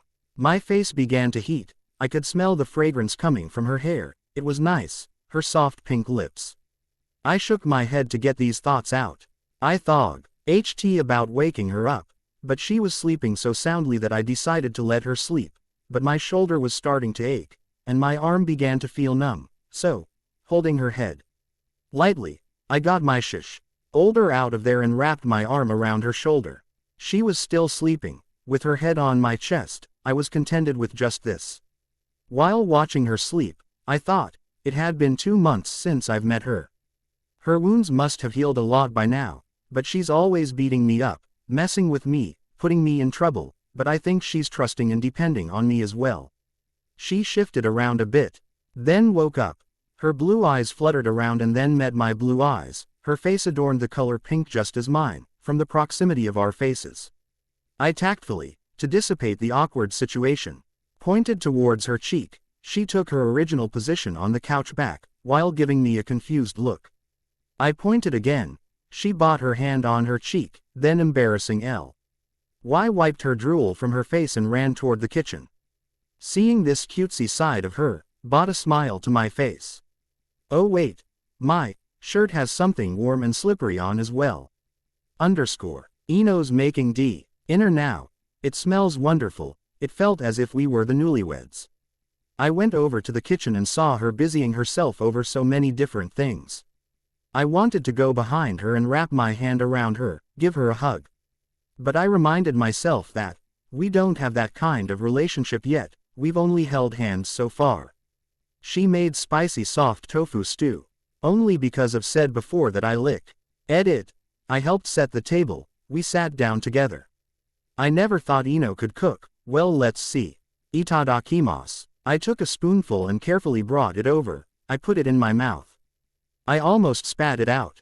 It was beyond the point of salty and into bitterness. My eyes teared up. Don't be so emotional about it. Blushes. Why yeah. It's delicious. Sniffs. This was the first meal she made for me. How could I say it was horrible? She would be disappointed then if I told her. Screw that. What if I told her and still she might just pour the whole thing down my throat in anger? I didn't. Let her eat a teaspoon and ate the whole thing. I couldn't stop crying. She took it as a sign of me enjoying her cooking. When I finished, I drank a 1.5-liter bottle of water in one gulp. And then I had to made ramen for her. It was getting pretty dark outside. Hey Ino, I'm gonna go home. Thanks for dinner, I had fun. What, you're going already? But I'll be alone in the house. You're in more danger with me, haha. Sorry. Make sure you lock all the doors and windows, okay? I started moving to the door, when she stopped me again. Naruto. Wait, but we have to do something tonight. Eyeing this, she dragged me once again on the couch and told me to wait, while she went to her room. What's happening? Is she going to change into something sexy for me? Or maybe she is bringing something to drink to set the mood. Also do something. Just the two of us. There are some strange nuances of meanings in that sentence right there. An empty house. What would we be doing tonight? What do you think? We would be playing Monopoly. Hey. Oh man, I'm totally not prepared for this right now. Get hold of yourself, Naruto Namikaze. You are a man. And now she's bringing a huge stack of books. Each book has post-its and highlights all over the place. Hey, what's all this? She didn't say anything and went inside again. And Now she's also bringing a notebook, laptop. Han. Ding it to me, and saying, type these for me. She flopped next to me on the couch. Yes, exactly this was my face at that moment. So, the reason she really brought me over was to use me as a type WR. I'd her all night long. I knew it was too good to be true. Sigh. I spent all night typing her notes and post-its and highlights, while my queen Ino brought me a juice, then slept for an hour, then shish. Got me some fruits, then again slept for an hour, then she got me some cookies, then again slept for an hour. She is a slave driver. But you know what, still, I don't really mind. We don't really love each other anyway, right? Rather, we try not to love each other. Yes, all I want now is for her to overcome her past and be able to love someone else again. At least that was my intention from the start anyway, but... Hello Mina-san, oh did you like this chapter? Fluffy right. Not for Naruto. Thanks for reading and faves follows. How do I fare till now? Please do leave a few words of encouragement for me. If you like ramen. But if you don't, are you serious? Liking Naruto equals liking ramen. But seriously, please leave a review, that's what makes me happy. Chapter 10. My Sassy Girl. Chapter 10. Disclaimer. I still own nothing, I just wish. Reeing. Hello. Hey, Naruto. It's me. Pretty yourself up and come to the Shibuya station. Pretty myself up. Yeah. I'm meeting up with couple of my friends today. Wait. Why am I going to, when you're meeting with your friends? Because I promised to introduce you to them. So hurry. Okay. So, here I am waiting for further instructions from my master, standing near the Shibuya station. I just wish I don't embarrass myself, or more specifically don't let Ino embarrass me in front of them. Ino messaged me that the whole thing is going to take place at the Leaf Coffee Shop near the station. So I made my way there. Will her friends be crazy like her? I can see her and her friends, 5 of them total, huh? There's a guy in the group as well. As soon as I got to the table, she began to speak. Hey, you came, sit down. She turned to her friends. So, guys. This is the guy the first was telling you about. His name is Naruto Namikaze. Her friend, a pink-haired girl, with a large forehead, she was quite beautiful but not as my Ino. She eyed me up and down. Nice to meet you. I'm Sakura Haruno. You're pretty cute. Hello. When they say that I'm cute, it means I'm not much to look at. I was in the market long enough to understand euphemisms like that. By the way, you are not to much look at either, flat board. I took my seat next to Ino. She might have perceived my nervousness because she sent a smile my way, which made me relax. The group consisted of me, her, a couple Neji and Tenten. Sakura and one other girl, whose name my brain totally missed to pick up. We ordered soon after we were introduced. The couple, they ordered a diamond ice together. The 2 girls ordered coffee. I just wanted a Coke. But she ordered a diamond ice for the both of us. I looked at her to see what was she planning, but I think she just wanted to taste and enjoy the sweet shaved ice delicacy. From the way she looked at the pictures in the menu. Neji and Tenten, I liked them more. Despite Neji being a little stoic, he was a nice guy, and Tenten was the kind of a girl, having a strong personality, who gets quite easily with the guys. They were the easiest to talk to too. That was my femme. Sweetie Tilda. But they are being unbearably affectionate with each other in front of us. It's not like they can't eat with their own spoons, but, despite the not so kind looks others were giving them, they were feeding each other in turn. At the same time, Ino and I were engaged in an EPIC battle for the entire content of the bowl. Yes, she totally roped me into another stupid thing, and I forget my promise to not embarrass myself. The rules: no touching the food directly with hands, just with spoons. And no saliva on the spoon. Our hands moved beyond the speed of visibility. Hey, you took 2 rice cakes at once. Put one back right now. How the hell did she see that? I made sure to hide the rice cake inside the red beans. After leaving the coffee shop, the 2 girls left the group saying they had other stuff to do. I wasn't too sure if they just wanted to get out of there, but, anyway. It was just the vomit-inducing couple and us. Hey Ino, what's with them? I whispered to her, eyeing the couple who were just short of making out now. Sorry, I can't do anything. They just got back together after a fight. So let them be. That's beside the point. They were being inconsiderate first, but now I'm getting envious. I cleared the non-existent itch in my throat loudly, so after discussing what to do next, we all decided to go watch a movie. Ino and I wanted to watch an action movie and Tenten wanted to watch a sappy romance movie. Neji was glancing at the AC. Cheon movie poster too. I get you, brother, but Tenten managed to blackmail Neji and Ino both into watching the movie of her choice. Now I need to know what made Ino like a putty in Tenten's hand, for my safe future. The theater was practically empty, so the four of us sat next to each other with two popcorn buckets. The lights went out and the movie started. I glanced at the other couple. The guy had his hand on the girl's shoulder. The girl had her hand on his waist, and they were holding each other's free hand. It was a bit nauseating to see. To make it worse, Tenten was feeding Neji popcorn periodically. One for him, one for her. One for him, one for her. Is this why Neji gave up? Ellipsis. At the same time, Ino and I, ellipsis, had our hands stuffed in the popcorn bag fighting yet another epic battle. Both of our mouths were full of popcorn, making unusually large noise. One would think in this romantic setting, when the girl's and guy's hand would touch while grabbing the popcorn, the girl will shyly turn back, with bright pink cheeks, and then. Who am I kidding? When our hands happened to go into the bag at the same time.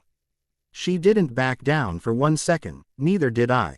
We both pulled, and the popcorn went into the air, making a rather nice firework. We then looked next to us and behind us to see people covered in popcorn, glaring at the other couple. They thought Neji and Tenten were the culprits. Well, they were covered with popcorn too, more than us, and also we ducked back into our seat and looked at the screen like we didn't have anything to do with this.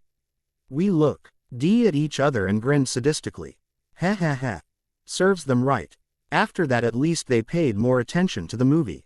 After making her promise not to drink too much, we went to get something to drink. You guys know why, right? Ino plus alcohol equals disaster equals Naruto suffering. The couple in front of us became more and more aggressive. They were in each other's arm, kissing in public. We again had to ignore their PDA. So, her and I, yeah, right. We were playing rock, paper, scissors where the winner got to slap the loser. Rock, paper, scissors. Ino. Scissor. Me. Paper. If you please. Say. Bring forth your lovely cheeks. Her sick smile totally gave away any chances of my cheeks not to be red. T. Smack. Closing square bracket single quote. Dot. That was one of the many. T_T. I don't know how her friends perceived our relation. But I bet that even if we're together for eternity, we'd never get that nauseating with each other. Not that our relationship is anything like that in the first place. She does log a lot more than she used to. I feel proud whenever she laughs so brightly. I could also feel that the day I have to leave her was coming closer and closer. Hello, I know it's a little short, but it's good, right? Then you will get the next chapter sooner, deal. Thanks for reading. Also for the new faves alerts, that made my day. Please leave a review. Chapter 11. My Sassy Girl. Chapter 11. Disclaimer. I still own nothing. I sometimes just wish. This chapter is fun. I was walking with Ino to her house. I don't really like taking girls back to their house. To make it worse, it reminds me of that one time with an ex-girlfriend who I dated before I went off to the military. Right after we broke up, I took her back to her house then too, I always take her home, even to Shibuya Station. It's something a man must do. Or rather, I don't have a choice this time, she might beat me up. We had to switch subway lines at the City Hall station and go all the way to Shibuya. It takes about an hour. It was a bit late at night, and we must have missed the evening rush. It was a bit weird for both of us to fall asleep there, so we decided to play games on the way. There are about illion games you can play in the subway, a lot. I'll list them off later. The game we decided to play at the time involved a line drawn on the floor with a key or a coin. Whenever somebody steps over the line with left foot, she wins. If they step over with their right foot, I win. The winner gets to flick with a finger on forehead or hit the loser. I am very good at games involving 50-50 chance. I never lose at odd evens, ever. If anyone wants to challenge me, let me know. I need to pay my phone bills. Hey, kid, is the subway your sketchbook? Don't scribble on it. Wanna die? But this time we didn't need to draw. Because a kid was already drawing a crimson-colored line just in front of us, with what seems like my lipstick. His mother called out, and snatched the said item. The kid was already scared enough by the discourtesy of Eno, and now was getting scolded by his mother. Must be expensive lipstick, whatever. What's the prize, this time? I asked her. Let's see. How about a kiss? I spurred out without thinking much. Ha, a kiss. Wanna die? She shouted, but there was no anger in it. Okay, you choose. I shrugged off the comment. I had to try at least. Hitting each other, by which she only means hitting me. Again. Why can't it be something rewarding sometime? I asked her, pouting. You can. Hit me, too. Yosh. Just what I needed, hee hee. Someone's coming. Ah-ha. 3 high school kids are coming our way. I kept chanting over and over again. Right foot, right foot. Right foot, right foot. For both of us, our eyes were glued near the line. First kid steps over with his right foot. Yes. Second kid also steps over with his right foot. Third kid, he steps over with his left foot. It was so close, I could have gotten a perfect victory. I turned to her with my smiling face to look at her crestfallen face. It's 2-1, so I'll just hit you once, okay? No way. You hit twice, and I'll hit once. Baka. What's her deal? I would have taken the generous deal. Have it your way then. Here we go. I first place my fingers over her forehead. With my middle finger, I bend it at a hard angle with my thumb. Yes, I am sadistic, so I take my sweet time and wait couple of seconds. Watching her squirm at place, she looked cute. She begins to strain her eyes while holding up her shoulders. She gets tired of waiting, and opens her eyes. This is my chance. As soon as she opened her eyes and relaxed her shoulders. Bam. Closing square bracket single quote. E.d. The sound of a pumpkin cracking could be heard. People within 5-meter radius started to stare at us. It was a success. It hurts the most when the person relaxes. I told you I was sadistic. Fine. I won't hitall it quits. She threw me a look, biting her lower lips angrily, while rubbing her forehead. Cute. She must have gotten really scared. I knew it. She then made a suggestion. This is unfair. Both of us using fingers. What are you talking about? Let's just leave it as it is. No way. I'm a girl. So I get to slap you on the face instead, then I'll slap too. How can you even think of slapping a girl on the face? Men and women are equal. I follow Kazuma-san. 1. She turned and shifted closer to me. You know why the sky is blue? Just when I was going to spew all the knowledge I remembered from high school, cause of the scattering of the sunlight. Nope. It's for me. I want it to be blue. So, it's blue. Nanny. You know why the fire is hot? Ellipsis dot. It's all for me. I want it to be hot. So it is. Underscore. You know why we have 4 seasons here in Japan? Because of you. I answered because I felt this was the correct one. That's correct. And why you were born here. Ellipsis dot. It's for me as well. What? That's nonsense. I was born before you, Yano. She nodded her head. See. Aside. You know the word, worship. Peter came first in order to prepare for the birth of Jesus. Well, yeah, I know. So, get ready. Chato mat. So what? Girls can't get slapped but guys can. Of course. Want to test out the theory? Haha. No underscore. You're right. Girls can't get slapped. So now, if I lose, I get slapped. She is the law, after all. And out of nowhere, she saw that. See that guy step over with his left foot? No way. I had my eyes closed. Plus he came the opposite way. I thought it was starting from that side. Shut up. Here they come. She pointed towards the end of her side. Whoa. Just our luck. 5 soldiers on leave were coming to our side of the car. They were all privates and they were still very disciplined. 3 meter, 2 meter, 1 meter, here, We go. Left foot, left foot, left foot, left foot, left foot, underscore. WTF. They're on leaves, and they still march on beat. Damn newbies. All right, here we go, she says, grinning maniacally. Here what go? I pretended, looking everywhere but her blue orbs. Come on, don't be shy.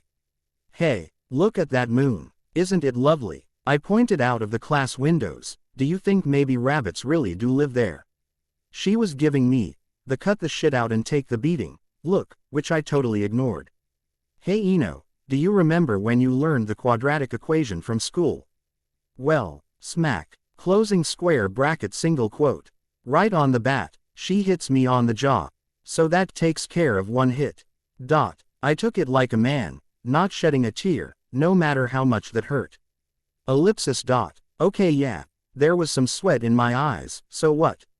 Now here are 4 left.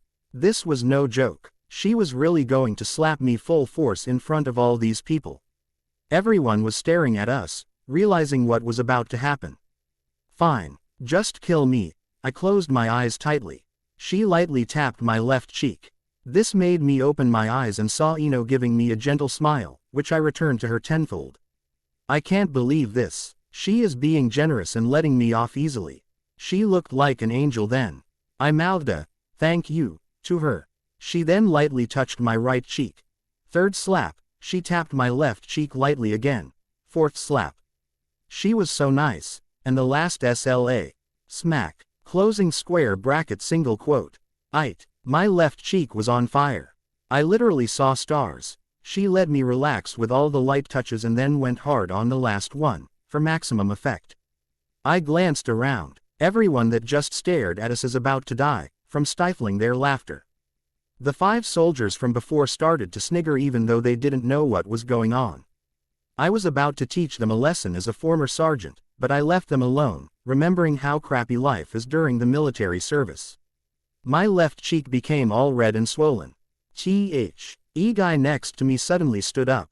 He knew exactly what kind of game we were playing. He's a guy, I thought, he's going to take my side, right? He walked in opposite direction from our line for a while, then turned around and came toward us. Right foot, right foot, right foot. My mouth became dry and I was stretching my neck beyond capacity. I felt like a death row inmate waiting to hear his name. I was shaking without noticing. Sir, please, brother, I shouted inside. Just when his leg crossed, I instantly stood up.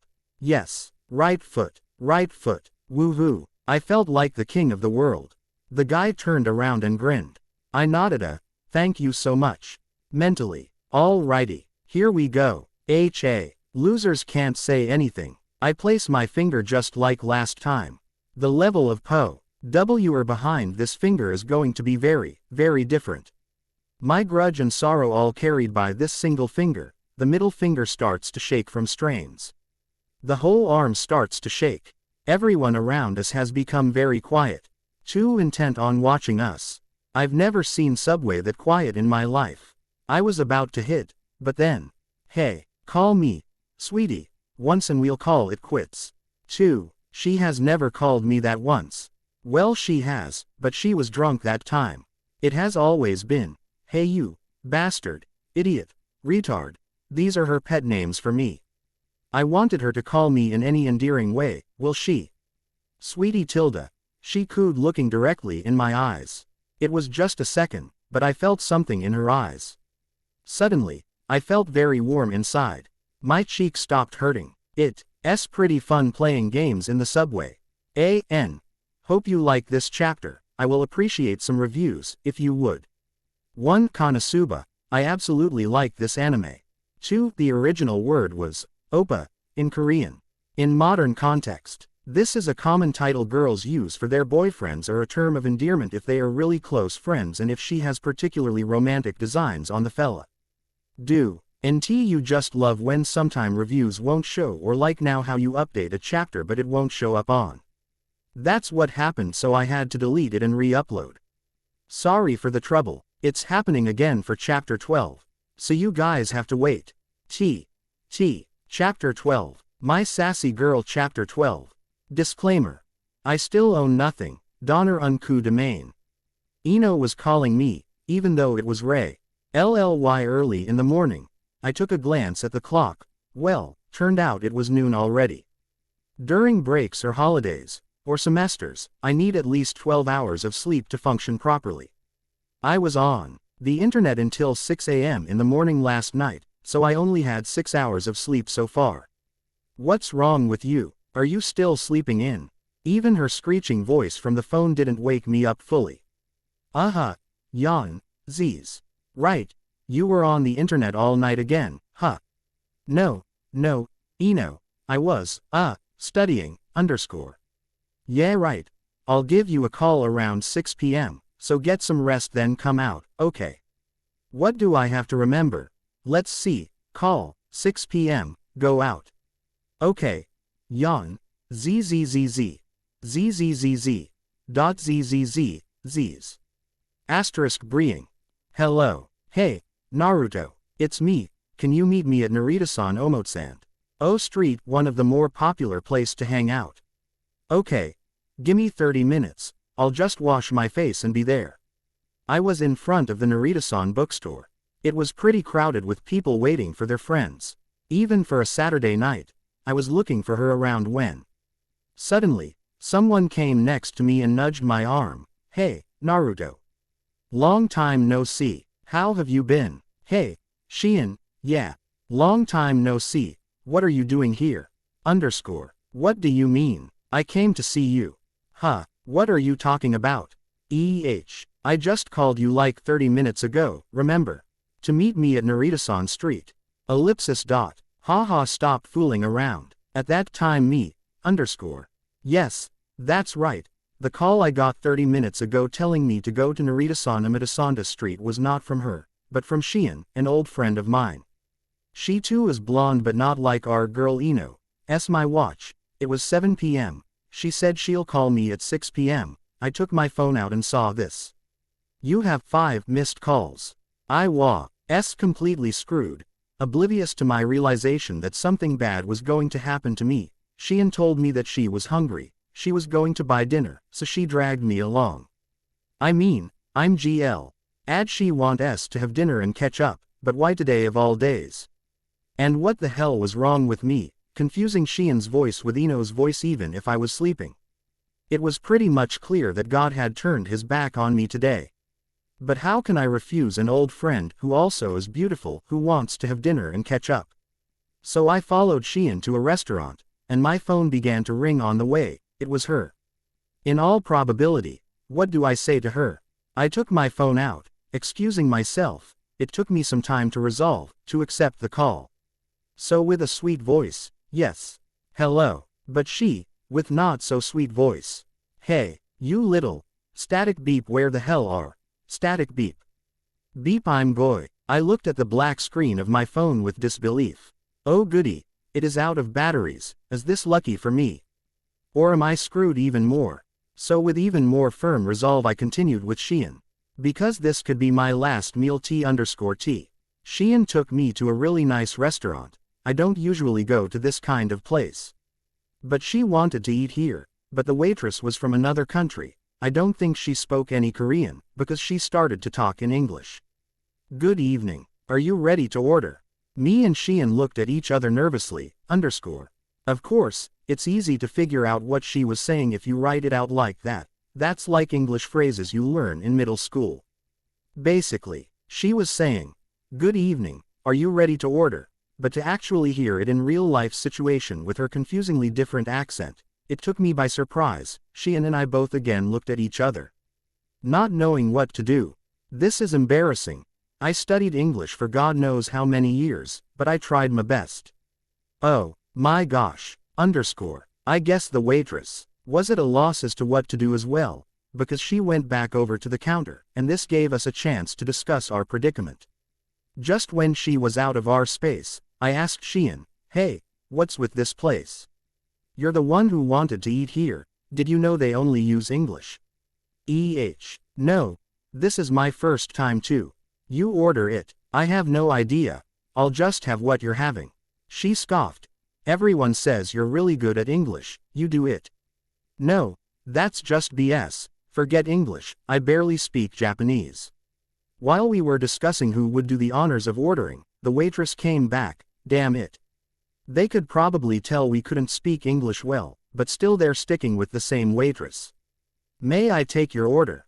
Xian was looking away, whistling a melody softly. Cheater. Traitor. Seeing my nervousness, the waitress again asked something. Do you need a few more minutes to decide? Huh, what? Slow. Speak, please. I rambled in a very broken English. Xian whispered to me, hey, let's just eat hamburger steaks. Hamburger steaky. 2. Okay. I tried in a very painful English. Yes. Naruto saves the day. It was awesome. But, would you like any soup or salad? Tea. Dinner was turning out to be a real pain in the ass. Just give us 2 hamburger steaks, what now? Speak slow please. Huh, but I think she's asking us Heather, we would like soup or salad as well. No thank you. Phew. At last. I was drenched in sweat, even though it was a middle school level English, but an actual conversation can be confusing.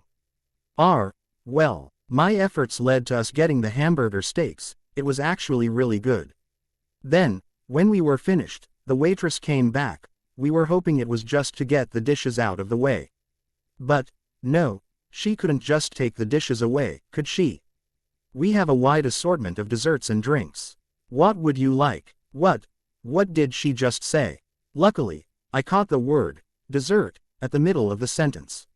So we just took a guess that she was asking about desserts. I asked Xian if she wanted anything. She wanted Coke, and I wanted coffee. I can take care of this one, coffee and Coke.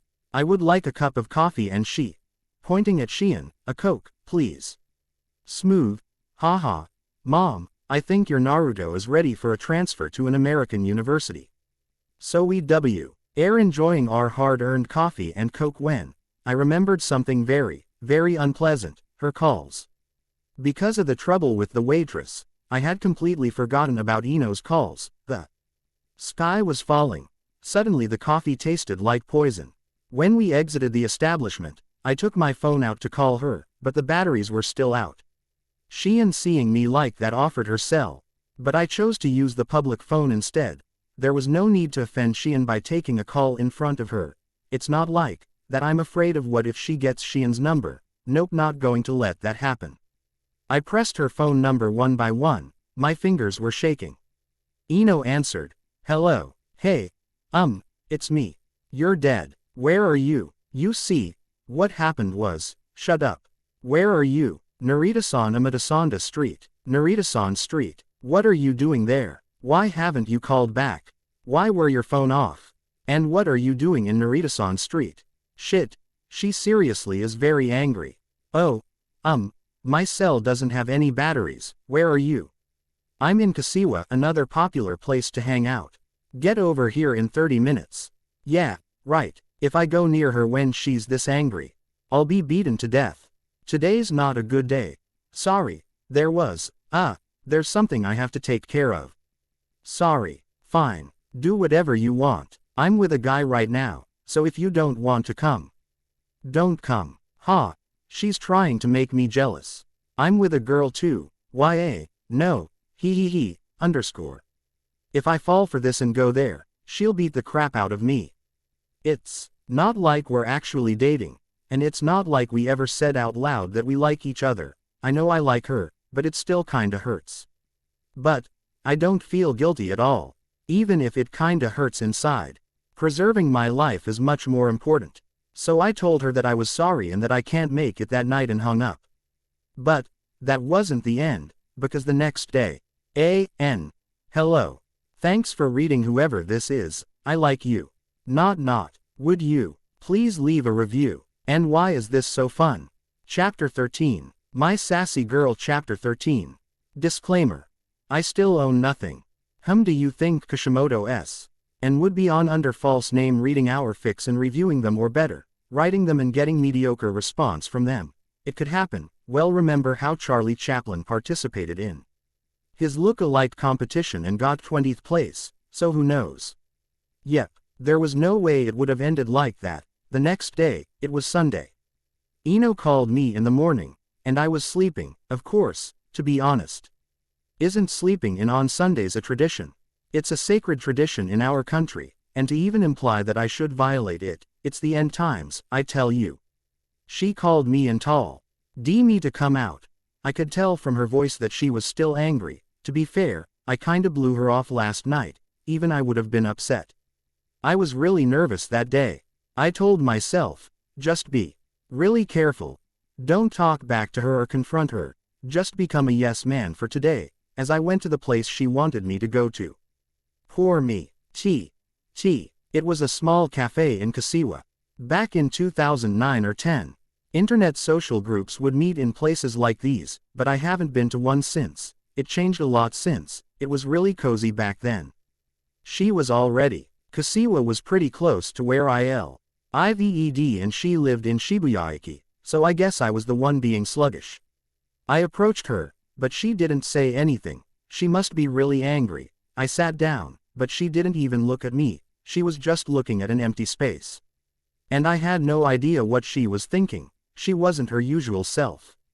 Her usual self would have involved a water cup to the face along with a nice double side kicks. I would have preferred that. Actually, this made me even more nervous. It felt like a scene in Misery. Without saying anything, we drank our coffees. She then stood up, and I followed her. I paid for the coffees, out of guilt. I was getting hungry. It was a little past lunchtime. I took her to lunch, but she still wasn't saying anything. So far, all we've said to each other was, "Hey, I'm here." And, "I'm hungry, let's go eat something." And I was the only one speaking. After lunch, there weren't anything to do, then she finally said something.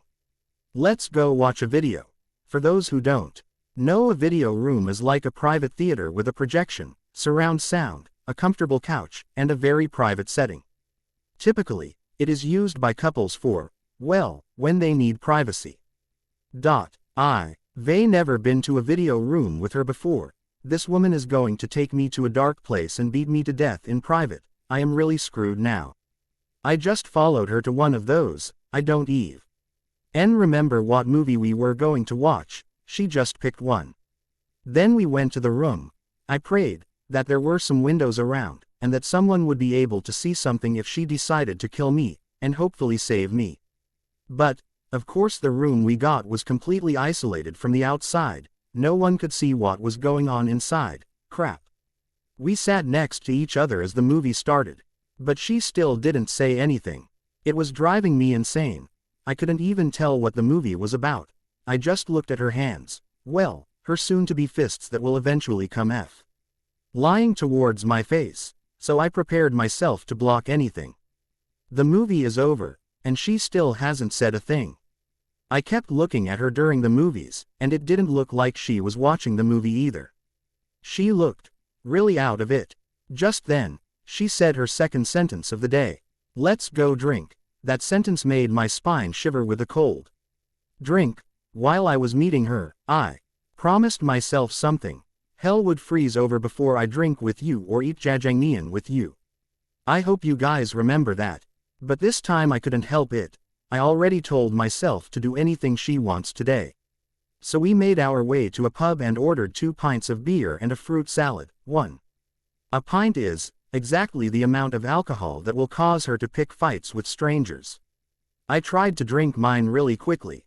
Then drink hers so that she won't get any alcohol in her system. This was the only way for me to survive tonight. What will I do if she gets drunk and pick fights with someone huge? But she drank hers in 2 gulps, and ordered another pint, while I was able to take 2 sips. I was getting really curious. This wasn't about what I did yesterday at all. With this much alcohol in her, typically she would have already yelled at one of the customers, something like, "Why the hell are you eating snails for? Eat something else." Or, "Who told you to wear yellow?" But she was really quiet today. She was about to drink her second pint, but I took it from her and stopped her. "Hey, hold on a minute, what's wrong?" My hand reached to turn her face towards me. Oops, she swat my hand away with a visible flick of her wrist. "What? Just leave me alone. If you go unconscious again, I'm just going to leave you on the floor. She roared, looking back at me. Do whatever you want.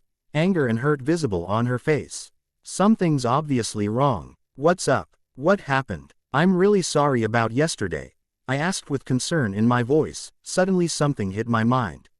Wait a minute. Is it that day today? A fork flew straight towards me, like those bullets in the Matrix. Despite me trying to stop her, she drank her second pint, with only 3 gulps this time. Then she picked up the fork she threw at me and picked up a slice of apple from the fruit salad, then fell asleep on the table. Sigh. A long sigh escaped my mouth. I'm not Eve. And surprised by something like this anymore. It was to be expected. And of course, she couldn't fall asleep quietly. No, she made a big crashing noise as her head banged against the table.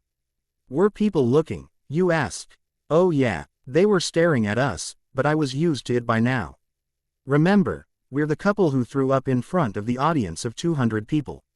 So I just met with their eyes, SMI. Led and waved at them, to tell them it was okay, or rather that it was normal. I looked back to the dozing figure on the table. We haven't really touched the fruit salad, and I only had 2 sips of my beer, and it hasn't even been 30 minutes since we arrived at the pub. But what was I supposed to do? Finish my drinks and eat the salad with her unconscious in front of me? Che. I took care of the bill, picked up her bag and mine, and was about to carry her, but decided to help her up instead. I think I'm qualified by now to write a thesis paper on the most effective ways to transport an unconscious drunk. Supporting mode, piggyback mode, carrying mode, and my favorite and the easiest, dragging on the floor mode. We got out to the Kasiwa streets, but the sun was still out. It was summer, so the daytime was still pretty stretched out. She was passed out drunk. Where should I take her? Where do you think? Really? Ha ha ha ha. Perverts. Well, it wouldn't be the first time if I took her to a motel. Too bad we weren't in Shibuya-iki. That motel owner would probably give us a warm welcome. But, like I've already said numerous times, nothing happened between us, okay? And this time we didn't go to a motel, we went back to the video room. How could I go there twice in one day? Hey, why not? I helped her sit down on a chair near the entrance and went to the counter to pick out a movie. Say, which one of these movies are the longest? I asked the owner. He looked at me, then at Ino sleeping behind me in the chair, then back at me. My pride took serious point damage by the look he gave me. Gah. I dejectedly had to try my old routine. She's my fiancé .. The owner picked out some weird Buddhist movie that ran for about 2.5 hours for us. I picked her up again to the room. Sat her down. Well, lay her down on the couch. I took a look at her. She was wearing a slightly bleached jean and a tight white t-shirt. She wasn't wearing much makeup, but her cheeks were bright red. Probably from the alcohol. Her eyes were closed, and her eyelashes were noticeably long and pretty, her platinum blonde hair freely falling. But, above all, I was mostly staring at her breasts. I promise this isn't an erotic story, and Naruto Namikaze isn't a pervert, but... A completely closed off space. She was sleeping besides me in a dark place. Gulp. Are you guys with me? Hello. All the silent readers, if you can this time, please leave a review. Well, thanks for reading. I hope some of you are enjoying this. Also check the poll on my profile. 1 pint, 1/8 of gallon or 473 milliliters. Chapter 14. My Sassy Girl. Chapter 14. Disclaimer. I still own nothing, except my beep and beep asterisk. Censored due to privacy. Ino was sleeping. Well, not just sleeping, but unconscious after having too much to drink. I put her on the couch, but she wasn't moving an inch. I thought to myself, what the hell? She doesn't think of me as a guy or something. Well, this wasn't the first time she went unconscious from drinking in front of me, and then there. It kinda hurt my pride. What am I saying, pride? Objectively speaking, there was a very pretty girl, who seems to be dependent on you, and she was sleeping in front of you while looking really cute. You can wipe off that drool now. Any guys here who wouldn't think about kissing here? Anyone? Of course not, and I'm a guy too. After all, So, when I saw her sleeping, it kinda got to me as well. But I can't just kiss her when she's drunk. I have my morals and pride, even if it means getting slapped.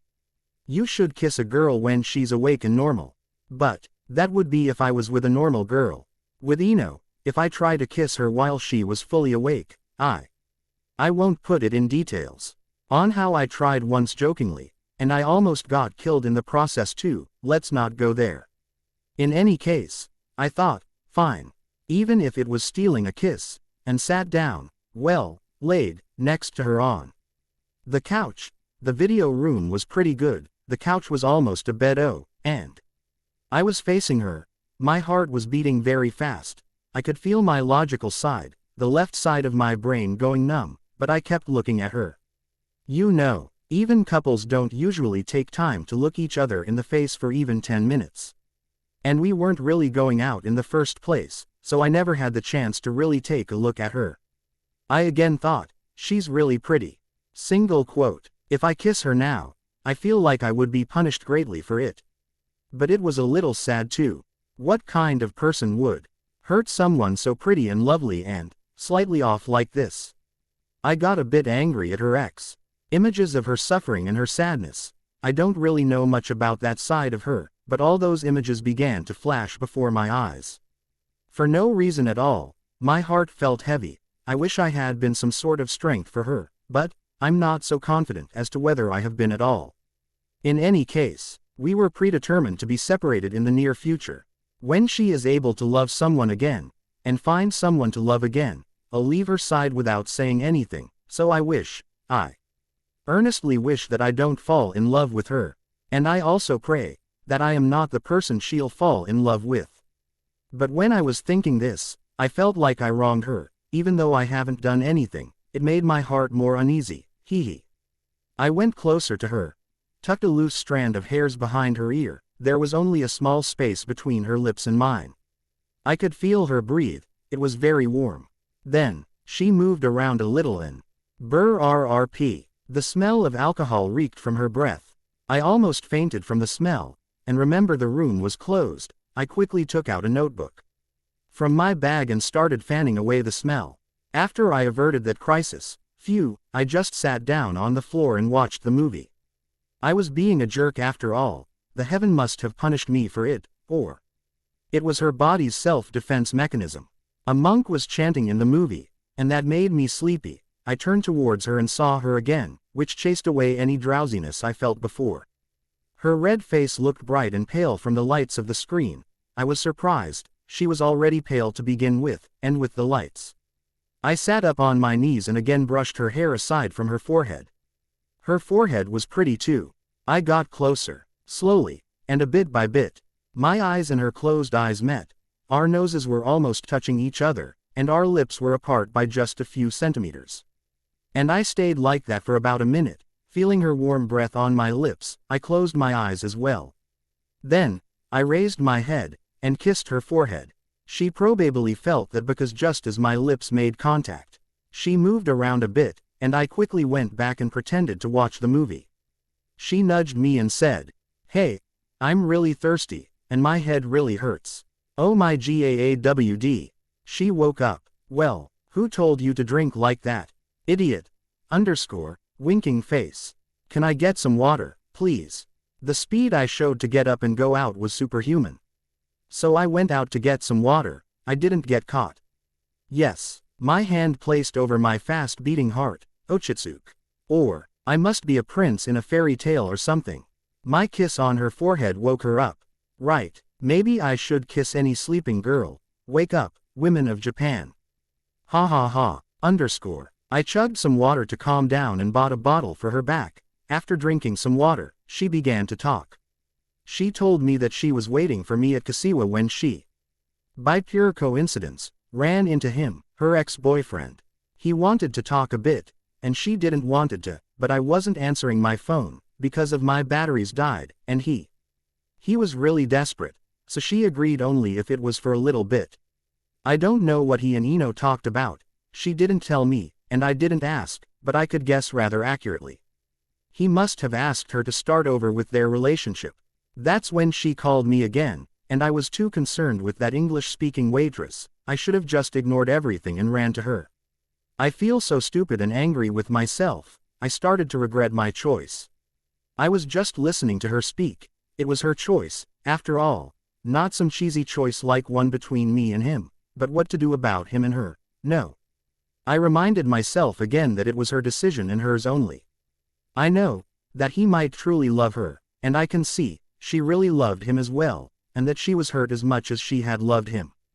And that my purpose in respect to her was to help treat her wounds. That's what I decided initially. And I could tell that she was wavering in her resolve, and that she was really confused as to what to do. Even if she decided to renew her relationship with him, I won't do anything to stop her, but if she is hurt by her chance encounter with him, I'll be there to tend to her pain, to catch her. That's the extent of what I can do for her. I thought, me being with her for the past 2 to 3 months had helped her a lot, so I was a bit angry at her for letting a single meeting with him affect her so much, but I only wish that her choice is the right one, and that she won't have any regrets. Yo. Short chapter 1 no, but things get interesting from next chapter. So, you guys have to wait for it, 3 to 4 days. Thanks for all the new fab follow. If you haven't, do it or you might miss the update. Also I'm trying my hand on a one-shot, so be on lookout. Thanks for reading, leave a review. It inspires me. Chapter 15. My Sassy Girl Chapter 15. Disclaimer. I still own nothing. Here we go. After Ino ran into the person she was in love with before, I stopped calling her. I didn't answer her calls, and even when she asked me to go somewhere with her, I told her I was too busy. Even when she said, "Are you going to die or are you going to come out?" I didn't go. Yes, I have finally gone insane and now have a death wish. No, not quite. The reason I was avoiding her was because I didn't want to influence her decision. But after 1 week of avoiding her, when she called me, "Hey, what's wrong with you lately?" "Huh, what do you mean, Ino? You don't come out when I ask you to, and you're not really answering your phone, like you're mad or something." "Oh, I'm just busy and tired lately." "Yeah, no, then what about today?" "Yeah, I'm too busy, and I promised someone to go somewhere." "Can't you delay it? Do you have to go there?" This call was different from others. Her voice on the phone was different. It felt like there was something different. Even her way of speaking was different from usual. I could tell from her voice that she is ready to make her decision.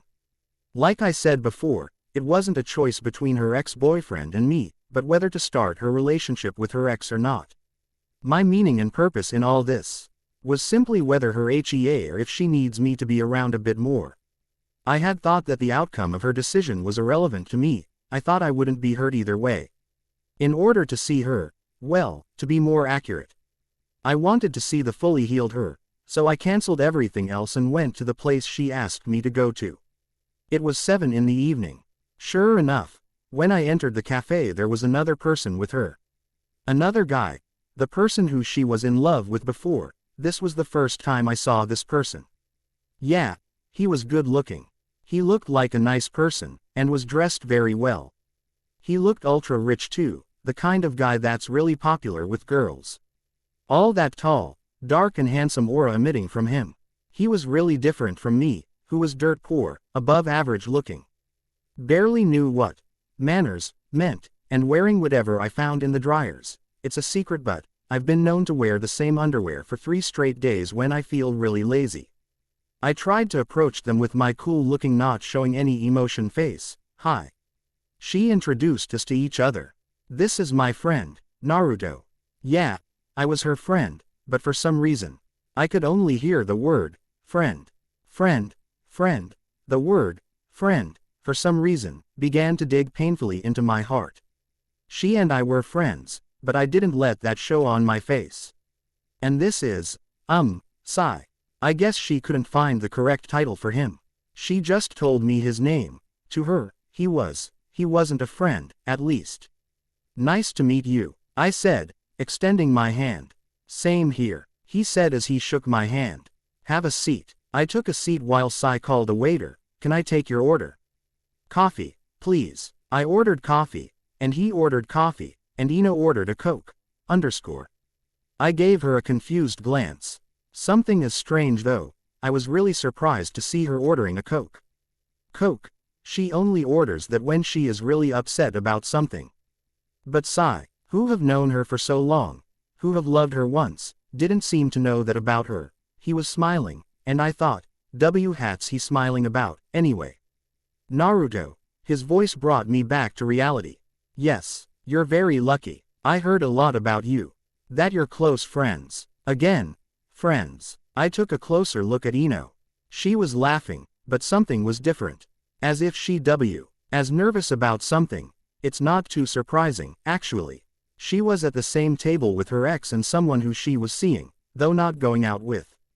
Any girl would be uncomfortable in such setting, but she's the one who arranged this meeting. I will get to know why she did this later.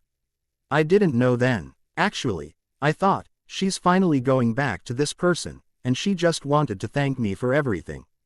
But I was stoic about it. It's the result of my utmost effort to not to fall in love with her. My logical side had won against my emotion. I didn't say anything. It was a rather uncomfortable meeting. And I was meeting a stranger, for the first time, no less. I had nothing to say. When she asked me something, she and I talked while he drank his coffee. And when she asked him something, they talked while I drank my coffee. And when there's an awkward silence, she drank her Coke. And get this, there was a lot of that awkward silence. It was around 8, when she got up and said, "Let's go, and get something to drink." Usually this would have made my spidey sense tingle, but now, even if she gets drunk and pass out or pick a fight with strangers, it has nothing to do with me now. Because he was there. And then, we all went to a very, very quiet pub for a drink. The pub we went to was very different from a typical bar. It was more of a cocktail bar than a pub. There was a quiet and moody ballad song playing in the background. There were two kinds of table at the pub. There was a circular table, and a typical rectangular one. Sai was the first one to go in, and he went towards a rectangular table. I came in right after, but I was too engrossed in my thought to notice that he had already gotten a table. As soon as I stepped into the bar, and noticed the mood of the place, I began to think, just like at the cafe, she's talking to both me and him in turns, and she's trying her best to make the situation as comfortable as possible for both of us. At a rectangular table, she would have to choose who she's going to sit next to, so, I should go sit at a circular table. So I went to a circular table, but he was still going towards a rectangular table. Ino followed me and called out to him to follow us. She must have thought the same thing. To her, a rectangular table would have been a tough situation. He complained as he sat down, that a circular table was inconvenient. Inconvenient my ass. I wondered how someone who had loved Ino could be so thoughtless. Or, maybe it wasn't a thoughtlessness, but his confidence towards me in respect to her. He must have expected her to sit next to him. I really didn't care who she sat next to, as long as she didn't feel uncomfortable. But maybe I was wishing that she would sit next to him, so that she can demonstrate to me that she had completely healed. Because, that was the reason why I stayed with her all this time, right? We ordered drinks, but it wasn't a cheerful table at all. I drank, but I was not enjoying myself. She wasn't drinking at all. Many thoughts crossed my mind. Does she not drink when she's with him? But pretense in her does not mix at all. Maybe she has something to say to me and him, and that it has to be said under a clear mind. Both he and I got drunk. Ino was the only one making small talks here and there. You would think, when you drink with one another, you tend to get friendlier with that person even if he was a stranger, but that wasn't the case between Sai and me. It wasn't intentional, but we didn't really say anything to each other, not that I had anything to say to him. I thought, this is enough. She is able to see him without becoming uneasy, so she must be able to fall in love again. I got up from the table. She asked me why I was getting up, and I answered, I had to go to the restroom. But I really just wanted to go home. I thought I'll just call her on the way. And I sneaked out of the bar. As I went down the stairs, someone called me. Hey, where are you going? I turned to see Ino standing on the top of the stairs. Why are you following me? Go back inside. Hurry up. Where are you going? Sigh. I'm really tired, so I'm going home. Take care when you go back home, okay? Get back inside, or I'll kill you. Underscore. She came down a few stairs, coming near me. I was getting irritated at that point, so I said to her, "You know, you could have just told me something like this over the phone." She scrunched up her nose. Huh, what do you mean? Why is she the one who was confused here? What I wanted to tell her was that if she wanted to tell me that she was going out with her ex again, it would not have been a big deal. If she called me and told me, I would have just congratulated her. But when I saw her with him, and the things she said through her action, I got really angry at her. It was probably because I was drunk. My emotion took over from my logic and I began to speak from my heart rather than my brain, and for the first time, I shouted at her, "That's enough. What do you want me to do? It's not a good place for me to be anyway. What is it exactly that you want to say to me?" She blinked at my unexpected outburst. Silence fell over us, a quiet so thick that a faint music from the club was audible. I continued, "If you wanted to tell me this, you could have just called. I told you I was tired and had other things to do. What do you think you're doing?" This is what I said. This wasn't what I wanted. I just wanted to congratulate her, and wish her happiness in her love with me. Her expression then, that must have been the first time I saw such an expression from a human being. Many different emotions were all mixed up, tugging more of my heart. Sadness, heartbreaking, happiness, warmth, and a longing to say something. I marveled at the sight while thinking how a single person's expression can contain so many different emotions. She was speaking, even her voice carried too many emotions. "If you want to go, then go, but. She couldn't finish her sentence, and so I turned my back on her and went down the stairs. Feeling anger at myself and her equally. Without thinking much I headed towards the subway station. I don't know why each one of my steps felt so heavy. In my heart, I felt too many different things as well. In my wish to congratulate her, a bit of heartbreak was mixed in. In my expectation for me to be happy for her, a bit of sadness was mixed in. Somewhere in my heart, a big gaping hole began to form. The wind that passed through that hole was too cold and painful. But when I was making my way to the station, someone suddenly grabbed my shoulder and turned me around by force. The plot thickens. Is this someone new? I appreciate all the readers here giving this story a try. Initially this was split into 2 chapters from the bar scene, but it fell short, so I merged them. Leave some reviews, if you could. At the time of writing this, Origairu S3 is out. Watched first episode, that was some genuine stuff. Also check out this one shot I wrote, Mr. Good Guy. Let me know in reviews. Chapter 16. My Sassy Girl Chapter 16. Disclaimer. I still own nothing. Also please don't kill me for this chapter not, but I did my best for first time. First time what? You will find. But when I was making my way to the station, someone suddenly grabbed my shoulder and turned me around by force. Suddenly, something blonde flashed before my eyes. I was stunned for about 5 seconds. I was trying to figure out what had just happened. It was Ino. She had ran towards me, grabbed my right shoulder with her left hand, like a scene in a romantic movie, turned me around by force, and with her right hand, wham, closing square bracket, punched me right in my left eye. It bruised up nicely. Like this, oh. Typically, such human body part is referred to as an eye. But when an outside force exerts such excess pressure on it, the name changes to something more professional and medical. Eyeball. I think they call it. I covered my eyeball with my hand, and looked at her with my other eye, a furious and scary Ino standing there. Follow me. Saying this she turned and started walking back.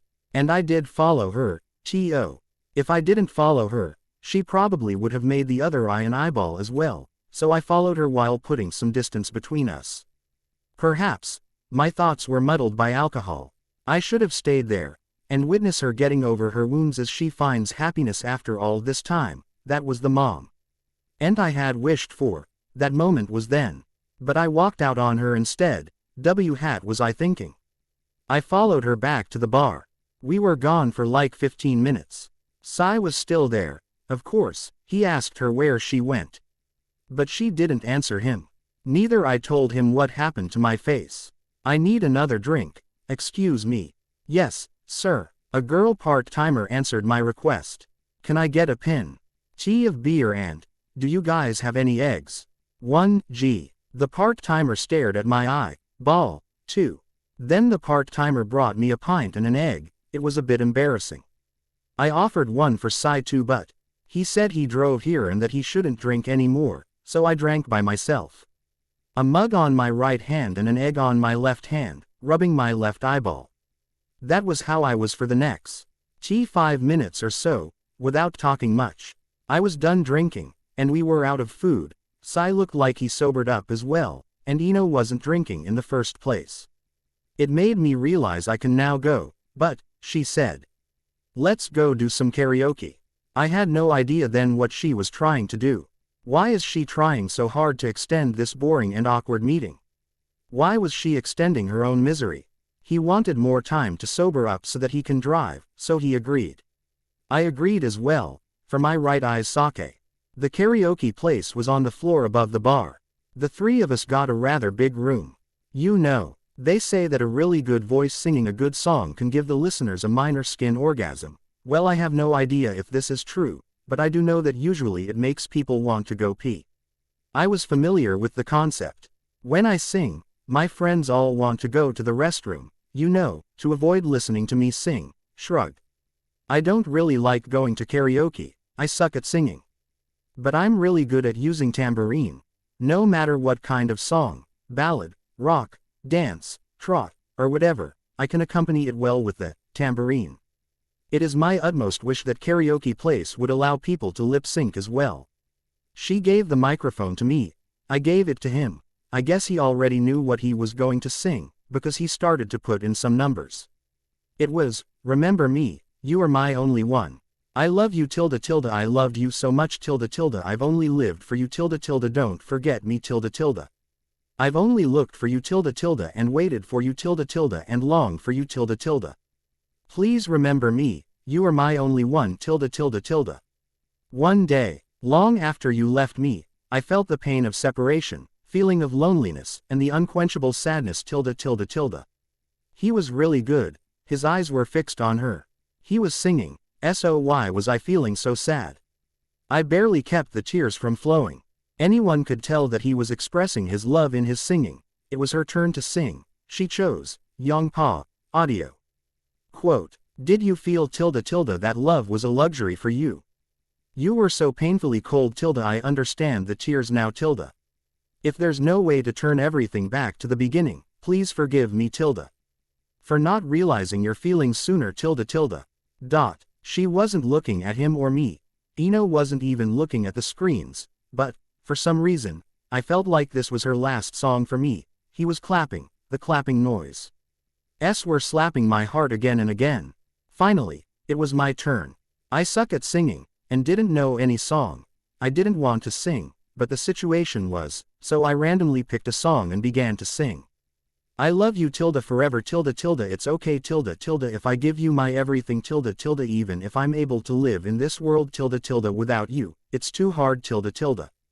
What's left of my life tilde tilde I'll sacrifice it for you tilde don't feel bad tilde tilde and please tilde tilde live on happily tilde. Of all the songs listed in the book, it had to be this one. I just picked out a random song and, sigh, it would have been nice if someone who could sing well sung this song. We kept singing back and forth until time was up. My watch told me it was 10 p.m. in the evening. I took my bag as I stepped out of the karaoke room. He slung her bag on his shoulder. She didn't say anything. He lived in Ichihara, and she lived in Shibuyaiki. Plus, he had a car with him, so she would have a comfortable ride back home. When she was with me, she would have to take the subway home. We would always be pressured to catch the last car of the day, and it was always crowded and uncomfortable. In front of the building, it was time for us to part. I began to say things that I really didn't believe in. Today was fun. We should hang out next time too, I said to Sai. Yeah. Then I'll see you next time too. He probably didn't want to see me next time either. Ino was street ill in the restroom, and he was holding onto her bag. I was thinking about waiting for her, but then I thought that if I saw her, I would cry like an idiot. It wasn't because I had to part with her, or the loneliness from the fact that she doesn't need me by her side anymore, or that I was in love with her either. Right, look LF again. That's how I felt then. So I left before she got out of the restroom. I had to go or else I will miss to catch the subway. I wanted to look back to see if she followed me, but my logical side ordered me to just go home. I was in front of the escalator that linked the department store to the subway station. I don't usually, but I smoked a cigarette and stayed there till the first one burned out. I took out a second one. Damn Shikamaru and his habit.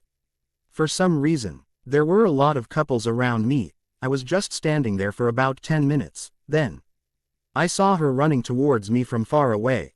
I squinted and rubbed my eyes and looked again. I don't think it is Ino. Hey, what was I thinking?